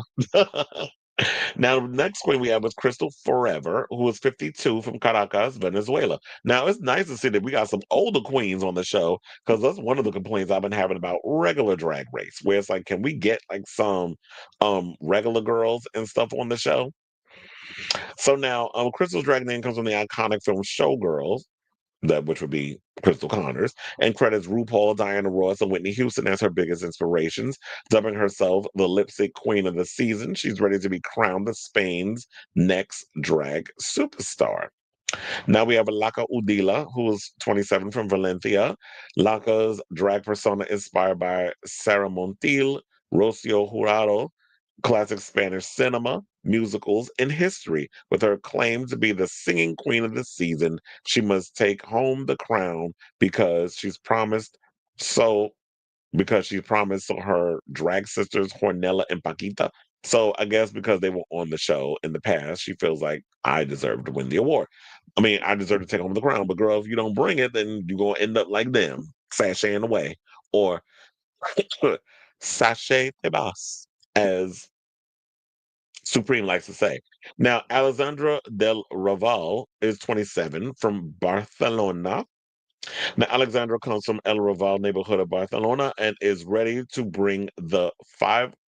What is it? How do you say the I don't know how to say how much their money is over there.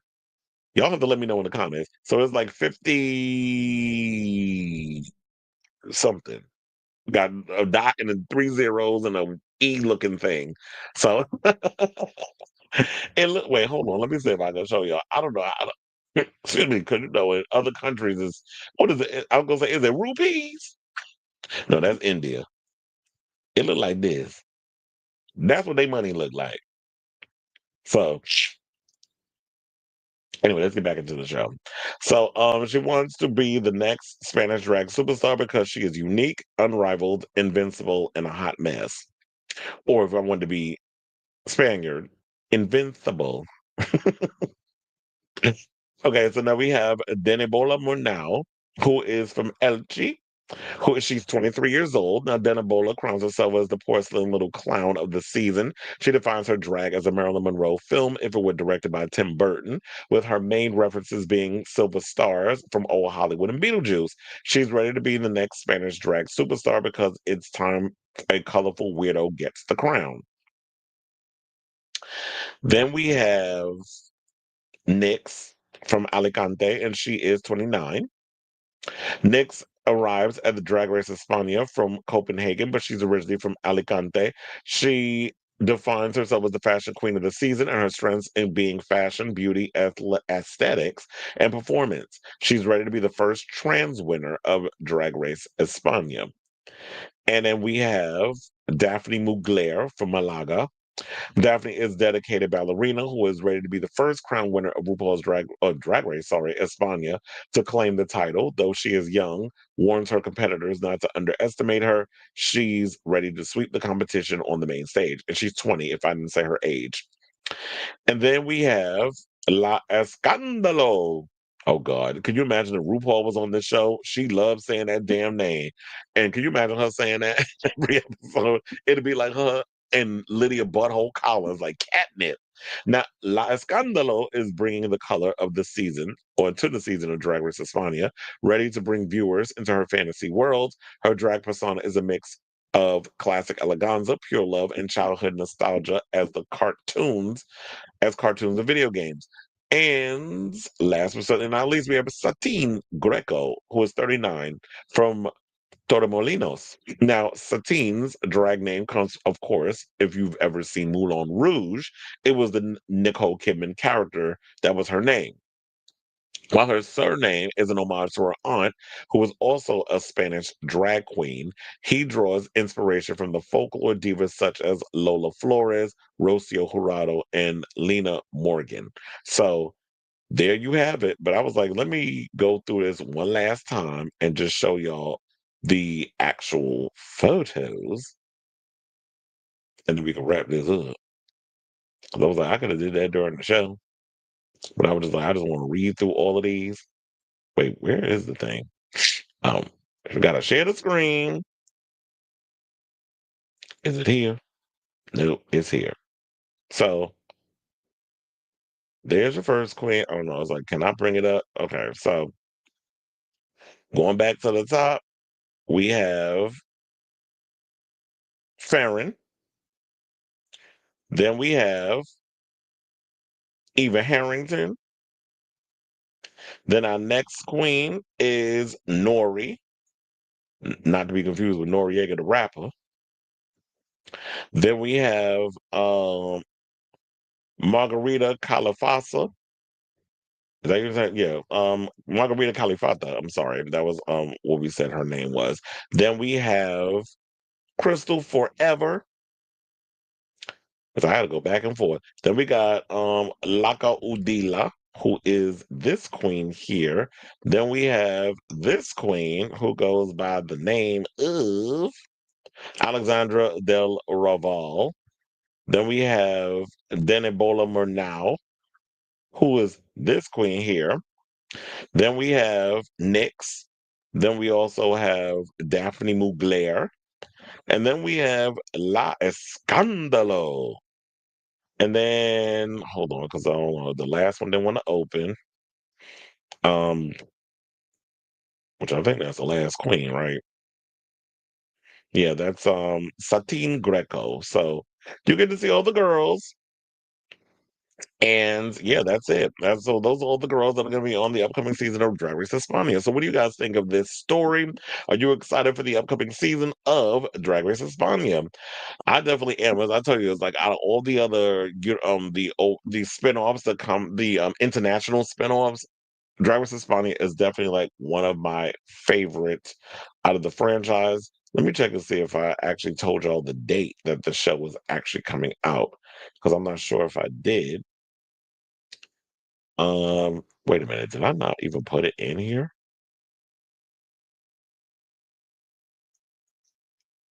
I don't think I did. I was like, girl, when is the show coming out? Yeah, I may have to put that in. Let me check. Let me look it up. When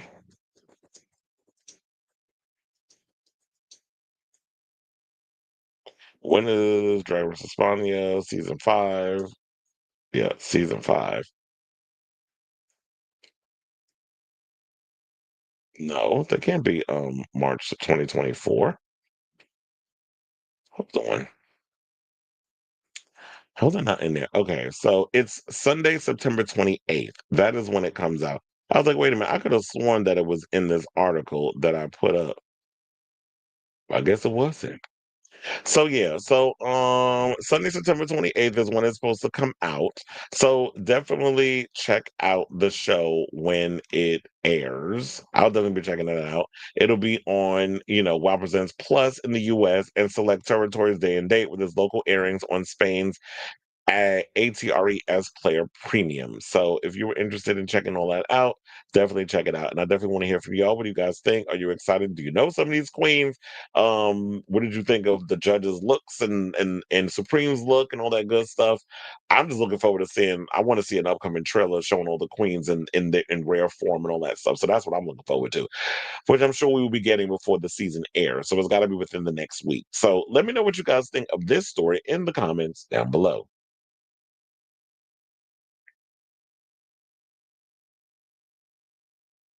I don't know if we're going to be getting a all winners too. There's always been talk back and forth, but I don't know if we're gonna.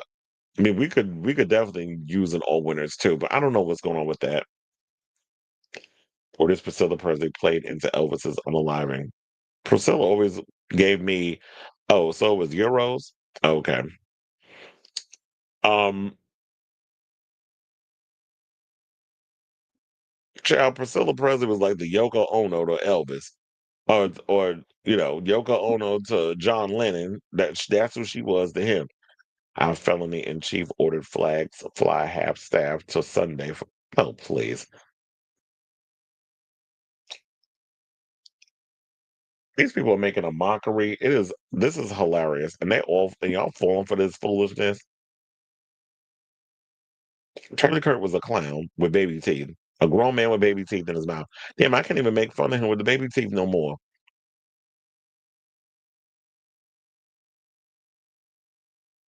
hmm Yeah, so a lot of you left wing influencers, the Kyle Kalinskis, the Sabby Sabs, or I don't think she's necessarily left wing. She's independent because she goes out both sides. So is and then the I've had it ladies.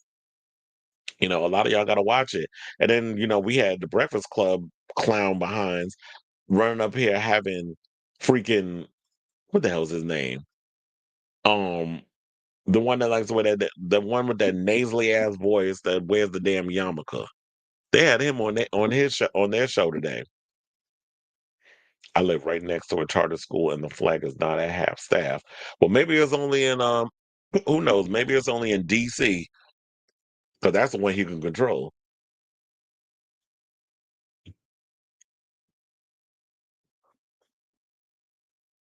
I don't know why they would say like he's the military. It's like okay, because y'all were you was kikiing with the president. All of a sudden, you getting all this um support.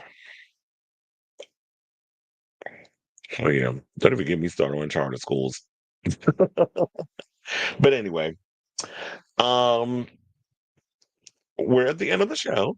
I want to thank you all for tuning in to the latest episode of Chris Avalon Unfiltered. If you have not already, please hit that like button. If you are new to the channel, hit that subscribe button. And also be sure to smash that notification bell so that way you know when we go live with a brand new episode of Chris Avalon Unfiltered. I will be back tomorrow, Lord willing. If I'm not feeling like crap, I'll go on and give you all a show, but I'm probably going to have to because Friday, Saturday, Sunday, I won't be working. So, and then next week, I think the only day I have off is Monday. I'm like, so yeah, it's gonna be crazy busy. I'm gonna try to see if I can squeeze in. I'm gonna have to really try to figure out how I can squeeze in shows before I go off to some of my shows. I might have to start doing early morning shows next week, just so that way I can give something and the algorithms be algorithming. Because yeah, it's a lot of events going on now that the season and stuff is starting up.